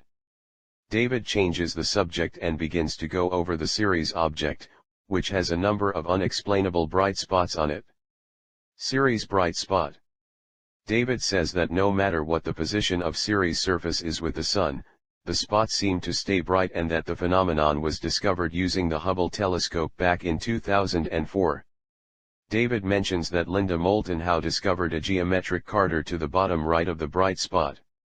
David speculates that this straight-line geometry could be from the roof of a massive subterranean structure or biodome, complete with trees, life, and an ecosystem. Sphere Being Alliance calls for Corey. David says the next day, after they announce the strange object on Ceres, February 27, 2015, the Blue Avians, one of the Sphere Being Alliance races, asks for Corey Goode by name. Before this, Corey was not directly involved in the SSP Alliance, he was only in contact with them in some capacity. David says that the Blue Avians are bird-like humanoids. Artist rendition of a Blue Avian, assisted by Corey's descriptions. David reiterates that these highly evolved beings, who are in control of these massive spheres, actually asked for Corey by name, but that Corey had said to David in the past that he never wanted to go back up there. At this point, Corey was a whistleblower, discussing his past experience during the 20 and Back program. For us, he is considered an insider because of his experiences, but he was actually an outsider to the SSP Alliance, in the sense that he was not directly involved in any SSP activity after his tour of duty. This would cause friction between Corey and the SSP Alliance Council, who was not happy that the Sphere Beings appointed an outsider as their delegate. For more on this, see the below-linked article. Related Cosmic Disclosure Season 3, Episode 8, Inner Earth, Debriefing with the Alliance, Summary and Analysis. Corey Goode and David Wilcock. Corey said that after this call for him happened, he started getting monitored heavily by the Special Access Program factions, and the secret space programs in general. He said he was picked up and they had a dossier on him. They were asking him a lot of questions in a not-so-pleasant way. David says that 3 days after this request for Corey went out, on March 1, he was brought up to a meeting using a form of transportation that Corey had never seen before. David says he has spoken about it since then, describing a small blue sphere that flies into the room, which he then acknowledges in some way, letting it know he is ready. Then it expands around his body and takes him away at very fast speeds. Artist depiction of Corey being transported by a sphere. David says that this image is of Corey being taken to the lunar base, the LOC, using one of the transport spheres that encases him in a purple light. Corey said that after the LOC meeting that day, he left again to see one of the Blue Avian beings, Ra-Tiri-Ir, where he saw the massive spheres in the solar system as he flew by. Artist depiction of Corey seeing the spheres. There are only a few represented in this version. But there are actually thousands of them according to Corey. Corey says he was told the spheres were acting as a resonant buffer to the energies that were coming into our solar system, due to energies from the galaxy. Rothir, the blue avian, said that because of our current state of development, if they didn't have these spheres here, our bodies wouldn't be able to handle the changes. The concept of entrainment or synchronization is helpful here, I think. This energetic shift can be tracked by observing climate changes on all major bodies in the solar system. Eventually the sun will shift into a higher energy state of expression, altering life in the solar system dramatically via an entrainment process. For more on this, see the following. Related: is this a sign of increased energy affecting the Earth? Global earthquake and volcanic activity spiked last week. Related: DNA and evolution expected to increase over the coming years due to cosmic radiation intensifying as we enter another solar minimum. Goode.b web link. Corey adds that since a majority of the people on the planet are so negative that the energies would cause a type of end times madness if there wasn't the dampening or graduation effect from the spheres. But the people who are more positive would be blissed out, not receiving telekinetic powers at first, but those would come with time. He said that this would have been a quick and uneasy transition for humanity, if it weren't for these spheres. David shows 3D rendering of a blue avian. Corey's first meeting with the SSP Alliance Council. David recounts the story when Corey met Lieutenant Colonel Gonzalez, a figure in the SSP Alliance, who brought Corey to a large room at the base on the moon. Corey says that when he was brought up to the LOC base, he was pulled on stage and sat in front of many high-level military-type people who comprise the SSP Alliance Council, for an unpleasant interview. The SSP Alliance is made up of former Cabal-run secret space programs, who are hardly angelic beings, to quote Corey. What distinguishes them is their desire for full disclosure and an end of the enslavement of the human race, but as David discussed above with the atrocities committed by members of this group, they lack wisdom insofar as morality to bring about the change harmoniously. They were not happy that the toughest guys on the block, the sphere beings, wanted an outsider to represent them, as Corey will detail in shortly. David says this is the same alliance that wants to free the people, give humanity all the Star Trek-like technology that they have and do data dumps or full disclosure, in contrast to the partial disclosure effort of the other Earth-based alliances. David reiterates that Corey was brought up to the LOC and dragged in front of the SSP Alliance Council. Corey was being heckled by people in the audience, partially because he had a NASA baseball cap on, suggesting this was not the right audience for that kind of attire. Corey says there were a couple guys up in the front who asked him what he was doing there. He responded saying he didn't know, shoving his hands into his pockets nervously. Someone from the audience shouted out, "Remove that ridiculous cover," referring to his NASA baseball hat. Corey mentions that when he was leaving the house earlier, he just grabbed the first hat he could find, and it just so happened to be a NASA hat. Corey continues his recount of the SSP Alliance Council meeting, saying back on stage, he pulled the hat off, looked at it and realized how preposterous it was to be wearing a NASA cap in the SSP Alliance Council meeting, of all places, then throws it off to the side. Corey adds that the night before, his daughter decided to draw a green dinosaur on Corey's hand, which was still visible at the meeting the next day. They asked Corey why he had an image of a reptilian on his left hand. Corey tried to rub the drawing off but wasn't successful. David says for about 15 minutes this was happening, and Corey had no idea what was going on other than the fact he was being ridiculed. Corey says that everyone was loitering around the room for a while, but then it got quiet and people began to sit down. He turned around to see Rothir, the blue avian, standing behind him. As an interesting synchronicity, the exact moment in the live stream playback when Corey says this being was standing behind him, the time code read, 3:33:33. Rothir, the blue avian. One of the 5 sphere being alliance races. David says that standing beside the blue avian, Corey also sees one of the other sphere being races, the triangle head beings. Triangle head beings, one of the 5 sphere being alliance races. Corey says that this image is still being worked on, that the chest and rib cage is actually smooth in appearance. David says this entity is called the Golden Triangle Head Being. Corey says at this point in the meeting, the triangle head being just stands there with his arms waving around a bit, standing on its toes like tripods. He said that the being was undulating in place as a normal part of its standing posture. David says that the blue avian starts talking to Corey telepathically.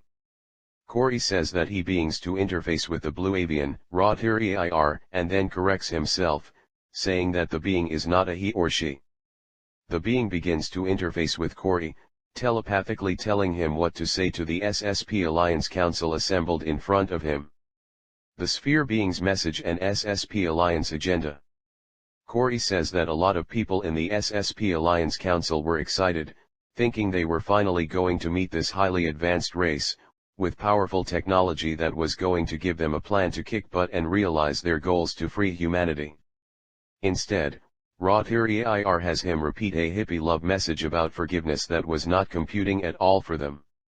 They were making jokes about sticking daisies in machine guns, it was a joke to them. They are military-minded people who think they need to bomb their way out of any situation. This is a good point in the narrative to present the introduction from Corey's website, which summarizes who he is, what the SSP Alliance is, who the Sphere Beings are and what their message is. Introduction by Corey Goode. With all of the events occurring above and below, there is a lot of information, disinformation, and competing agendas that are all competing for fertile places in our consciousness to plant their seeds. Some people have chosen to focus on the more down-to-earth events and the battles over the financial debt system, Babylonian money magic slave system, financial resets, financial jubilee, and gifted money to the masses in prosperity settlements. There is an element of what we call the Alliance that is fighting the current controlling elite, known as the Cabal or Illuminati among other names, down here on Earth at this very moment. Some people have chosen to focus on the more esoteric, for now, events and battles occurring above our atmosphere in what many are referencing as the secret space programs and breakaway civilizations. There is quite a lot of classified technologies that are in use in these programs that are being suppressed and could completely change the nature and quality of life of every human being here on Earth. The free energy technologies would end the need of the current oil/petro energy companies. The frequency and light healing technologies would end the current pharmaceutical corporations. The neurological interface technologies would end the need for large education institutions, and the food replication technologies and environmental purification and restoration technologies would end poverty, starvation, and begin to reverse the damage humanity has done to the Earth virtually overnight. As you can imagine, the real threat to disclosure is not that humanity cannot handle the truth or will be able to reconcile cosmic life with their religious beliefs.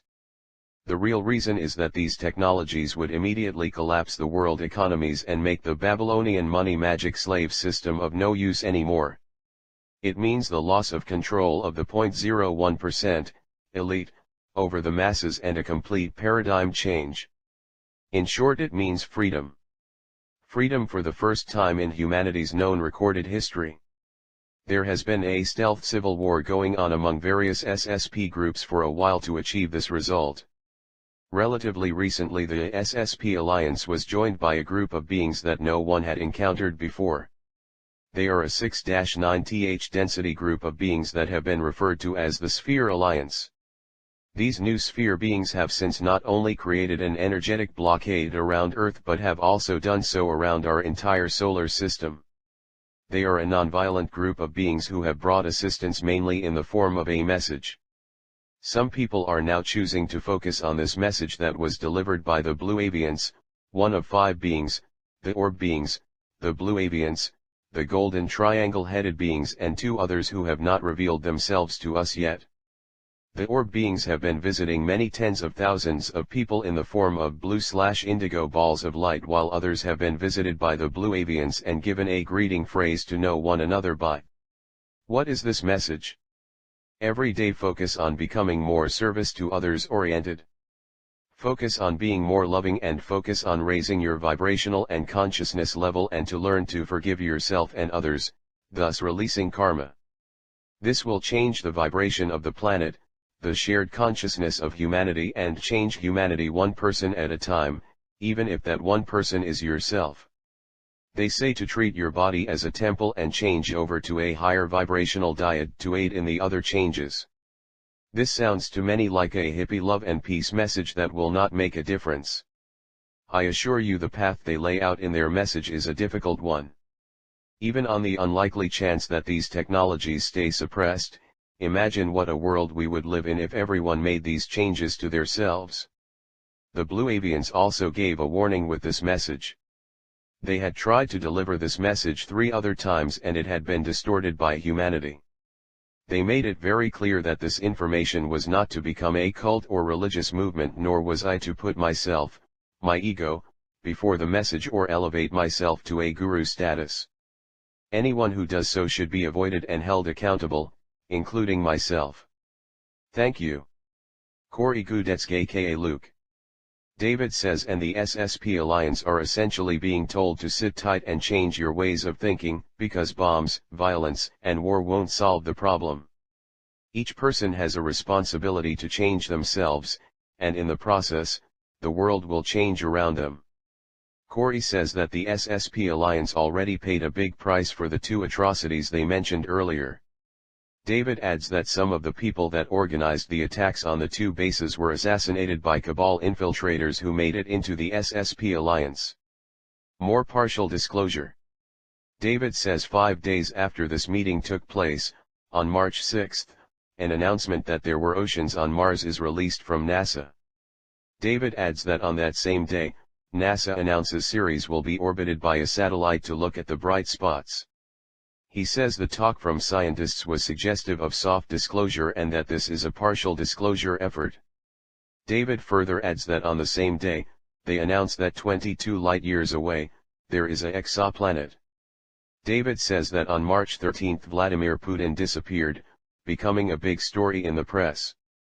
Corey says that there were days and days of meetings at the LOC, where they were bringing up politicians and regular people, from around the world, for tours. These people who were average Joes were getting to see sections of the LOC that Corey was not able to see, further suggesting that relations between Corey and the SSP Alliance were tenuous, at best. David continues saying that later, President Barack Obama goes on Jimmy Kimmel Live and playfully says that the government is run by aliens. Related Friday, March 13, 2015 Obama admits space aliens control USA, was he joking? David heard from several of his insiders that Obama got into a lot of trouble and was not supposed to do this. udo.b web link. Excerpt from the interview. Kimmel wanted to know whether Obama had tried to get to the bottom of the UFO files about the mysterious desert region known as Area 51. The aliens won't let it happen, Obama joked. You'd reveal all their secrets. They exercise strict control over us. But President Clinton once said he'd checked on the matter and found nothing, Kimmel protested. That's what we're instructed to say, Obama responded. David says the next day after Obama appeared on Jimmy Kimmel Live, Putin reappeared after a 10 absence, saying he was fine. Strange events at Corey's home. David says that after Corey's was brought up for multiple meetings with the SSP Alliance Council, he was harassed on several occasions. Corey says that at the time, the house they were staying in had smart meters, which in and of itself isn't great, but that on 2 occasions, both the meters died, and the city came out to see what happened but couldn't figure it out. People were also breaking into his home during this time, and he decided to install inexpensive video cameras to keep an eye on things. He and his family went to go on a trip at one point, and upon their return, the energy in the house felt very strange. He said that the house looked like the whole thing had been twisted around, with huge cracks in the walls and doors from some kind of disturbance. He said it only happened on their side of the duplex. There were cracks on the neighbor's side but only on the walls touching his house. David reveals images of the cracked walls, clearly showing structural damage along the seams where drywall had pulled away from spackling at the corners. Corey reiterates that prior to their trip, there was no damage, everything was pristine. David continues to show images of cracks coming from doorways going to the seam of a wall, and moving up towards the ceiling. Hacks on government data centers and more partial disclosure. David says that on June 5, a massive hack or breach of data affected all security clearances in the United States. He says that the original article to the story was pulled down shortly after it went up, but he was able to find a copy on archive.org. The link above is from another news outlet. David reviews the article's key points, saying that security information of current and former government employees was stolen. David mentions that in November of 2015 another breach of a DHS contractor for background checks, with of over 25,000 records, was hacked as well. Corey says that people within the SSP Alliance and the Earth-based alliances were working together to do these super hacks to gather information for the big data dump that is for a full disclosure scenario. David mentions a NASA article that came out in May 2015 claiming they have developed warp drive. He covers the article. Corey says that this announcement is planting the seed of preparation that we have the technology to travel much further than the chemical rockets we've had in the past. David adds that this is preparation for the partial disclosure timeline. Corey visits an inner Earth settlement. David mentions that on September 3, 2015 a huge event takes place when Corey visits the inner Earth. David and Corey discuss this even in great detail, in a 6-part sub-series in their show Cosmic Disclosure. Below is the 6th installment, where links to the earlier episodes can be found. Related Cosmic Disclosure Season 3, Episode 8, Inner Earth, Debriefing with the Alliance, Summary and Analysis. Corey Goode and David Wilcock. Corey says that as a child, he got to visit a crystal cave in the inner Earth. They asked each of the children there to interface with the crystals as intuitive empaths, but not to touch them or they could damage the crystals or themselves. Some of the children were able to interface whereas some others could not. He said they sort of used the children as a USB drive, in that, they were taken back, debriefed, and then had their memories wiped of the event. Artist depiction of the crystal cave, courtesy of Gaia.com. Corey says the crystals had information on them, but they were alive, so they weren't just storing information, they were constantly processing and creating new information. Corey adds that these caves were being guarded by a race of raptor beings, but he didn't know this at the time he visited the location as a child. He says in this image is a depiction of a royal raptors. David says that these raptors guarded the crystal cave, and that certain groups who have lived within the inner Earth were dismayed because they couldn't get access to them, hence their interest in meeting Corey. David shows an image of another of the beings that reside within the inner Earth. Courtesy of Gaia.com. Corey says that these beings are caveman-like, first encountered during expeditions to inner Earth by the Germans in the early part of the 20th century. David says that on September 3 Corey was brought to this room within the inner Earth cleansing ceremony room within an inner Earth settlement, courtesy of Gaia.com.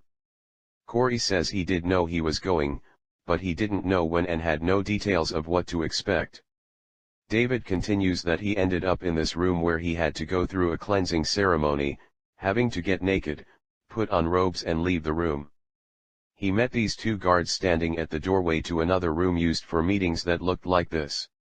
Courtesy of Gaia.com. David says they are massive limestone caves. He says that Corey eventually got a tour of the facility, and what he found was amazing. Here are some images that look like what Corey saw. Here are some similar images to the ones shown by David. This is actually one of the images presented by David, which Corey said embodied the built-out pillar style of their building designs. Corey says that the cave city was built with stone dwellings and areas that they worked inside of that were lit up like what is shown above.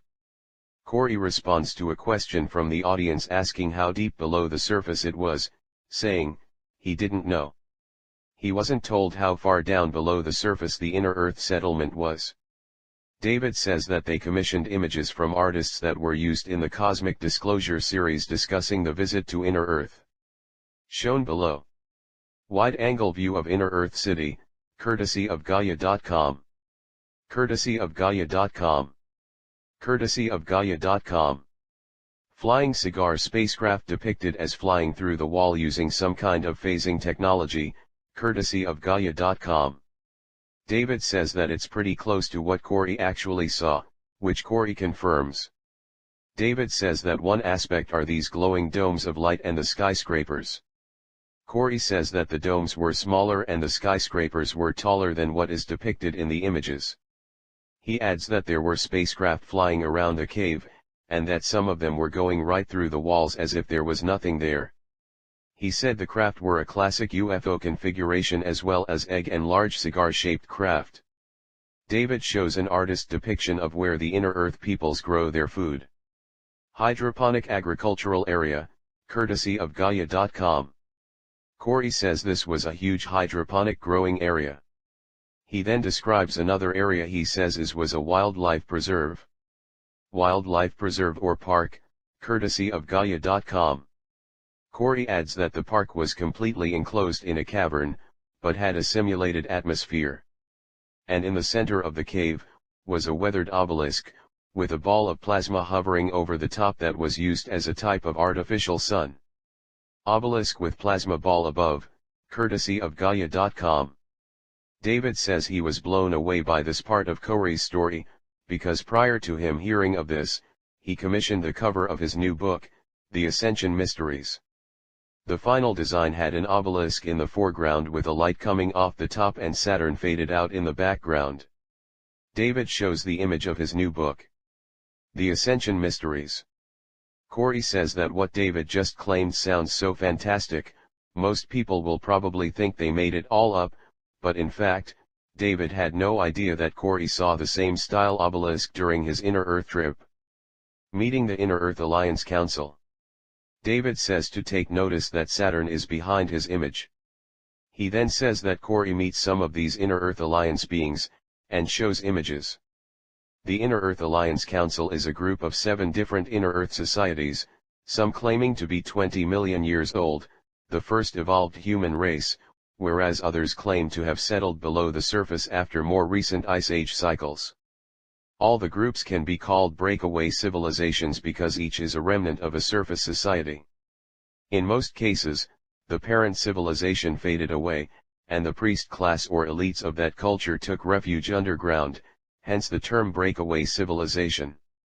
The Inner Earth groups are generally xenophobic in nature, believing in racial purity and protecting themselves from the surface population using elaborate disinformation schemes. Some of the older Inner Earth groups claim to have helped restart civilization on the surface after major and minor cataclysms. Allegedly the Sumerian civilization was assisted by them, wherein they falsely appeared as gods to the people there. In more recent times, due to humanity's improved technological sophistication, they appeared to the surface as extraterrestrials or ascended masters. Recently, these groups formed an alliance after many eons of isolation. This was because they are now at risk of attack from the Cabal, and because they are keenly interested in making contact with a race of beings they revere from antiquity, the Guardians. These Guardians are none other than the Sphere Being Alliance, who the SSP terms the Ancient Builder Race. In a recent meeting that took place in January of this year, Corey, SSP Alliance delegates and the Inner Earth Alliance Council met at a SSP Alliance base in the Kuiper Belt. The Inner Earth peoples finally got a chance to see their beloved Guardians, who told them that they have not been good stewards of the planet. Since that meeting, some of the Inner Earth groups have decided to stop their disinformation campaigns with the surface population, whereas other groups decided to bolster them. The priestess Kari, from one of the older Inner Earth groups, who Corey later discusses he had a mind meld with, represents a group that is interested in more honest dealings the surface. What follows are images of these 7 Inner Earth groups. One of the 7 Inner Earth Alliance Council groups, courtesy of Gaia.com. David says they look human, but Corey mentions that their eyes are a little larger, and they were one of 3 groups wearing Saturn pendants. David then shows another group with an hourglass symbol that have a more African look. One of the 7 Inner Earth Alliance Council groups, courtesy of Gaia.com. David says that their hair is a little lighter in color, which you can see better in this image. Courtesy of Gaia.com. David shows another one of the Saturn groups, with paler skin, and a different style gemstone. One of the other Saturn pendant groups, courtesy of Gaia.com. David mentions that Corey has said the gem used by these three different Saturn pendant groups corresponds to a place on Earth where their underground capital cities are located. David introduces the Omega group, and shows an image. One of the 7 Inner Earth Alliance Council groups, courtesy of Gaia.com. Corey says this group didn't seem to be liked very much by some of the other groups and that they had a very similar appearance to the surface population. David shows an image of the last remaining Saturn pendant groups, which were the most spiritual out of all of them, and who were also hosting the Inner Earth Alliance Council meeting he and Gonzalez were there to attend. One of the other Saturn pendant groups that hosted the meeting, Priestess Kari on the left, courtesy of Gaia.com. David shows an image of the Star pendant group.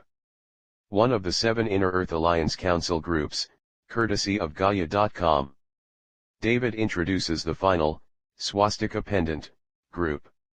One of the 7 Inner Earth Alliance Council groups, courtesy of Gaia.com.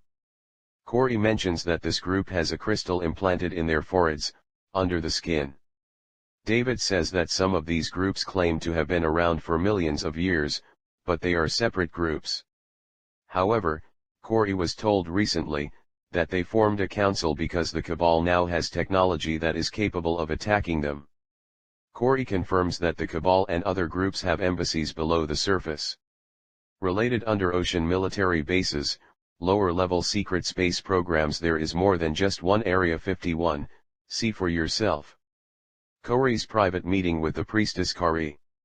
David mentions that after the Inner Earth Alliance Council meeting with Corey and Gonzalez, where they discuss many interesting things, Corey had a private meeting with the Priestess Kari. Here is an image of her. The Priestess Kari from one of the 7 Inner Earth groups. Corey said that in this meeting, they had a mind meld type of experience, when his hands touched hers. The Priestess Kari from one of the 7 Inner Earth groups, courtesy of Gaia.com. Corey adds it was a completely overwhelming experience, where he felt like his astral body was being pulled towards hers, with hers towards his, and they were kind of melding in the middle. She was very telepathic, able to sift through Corey's memories with ease, looking for the experience he had in the crystal cave as a child. While this was happening, he was receiving flashes of her life as well. David reminds everyone that this whole Inner Earth story is told in much greater detail on their Cosmic Disclosure show. See the above links to the Inner Earth sub-series. The Inner Earth Library and Hall of Records. David shows this image and asks Corey what it means. A crystal ball held by a metallic hand seen on the library wall of the Inner Earth settlement, courtesy of Gaia.com. Corey says that after the mind meld, they entered the library via teleportation, and he happened to look up to see a thin gold, almost steel rebar in thickness hand, holding a crystal ball, coming from the top of the ceiling. Corey says that as they walked through the library, they came to rows and rows of scrolls, that looked like this. Scrolls in the Inner Earth Library, courtesy of Gaia.com. Corey said it was like walking through time, seeing old scrolls, tablets, books bound in strange materials. Then he came to more modern-style bookcases that had contemporary books with ISBN numbers on them. She told him they only keep physical copies of books they are interested in, but had non-physical copies as well. David then continues on with the story, saying Corey ended up in a room with egg-shaped chairs. Levitating egg-shaped chairs in the library? Corey says in this room, people were reaching out with their minds to people on the surface, or they were sitting around in circles having a conference call via telepathic contact. Corey adds that there were well over 200 chairs, just in this one area, for telepathic contacts. In the Cosmic Disclosure show, Corey says that the Inner Earth groups make contact with people on the surface via channeling, claiming to be ETS or Ascended Masters. This was their attempt to hide their true location from the surface people, and an effort to raise the consciousness of the people in general. but they were scolded for their deceptive methods by the sphere beings during a meeting that took place in January 2016. David then shows an image of a solitary crystal in a room, asking Corey what it is. Image of a large crystal in a tempered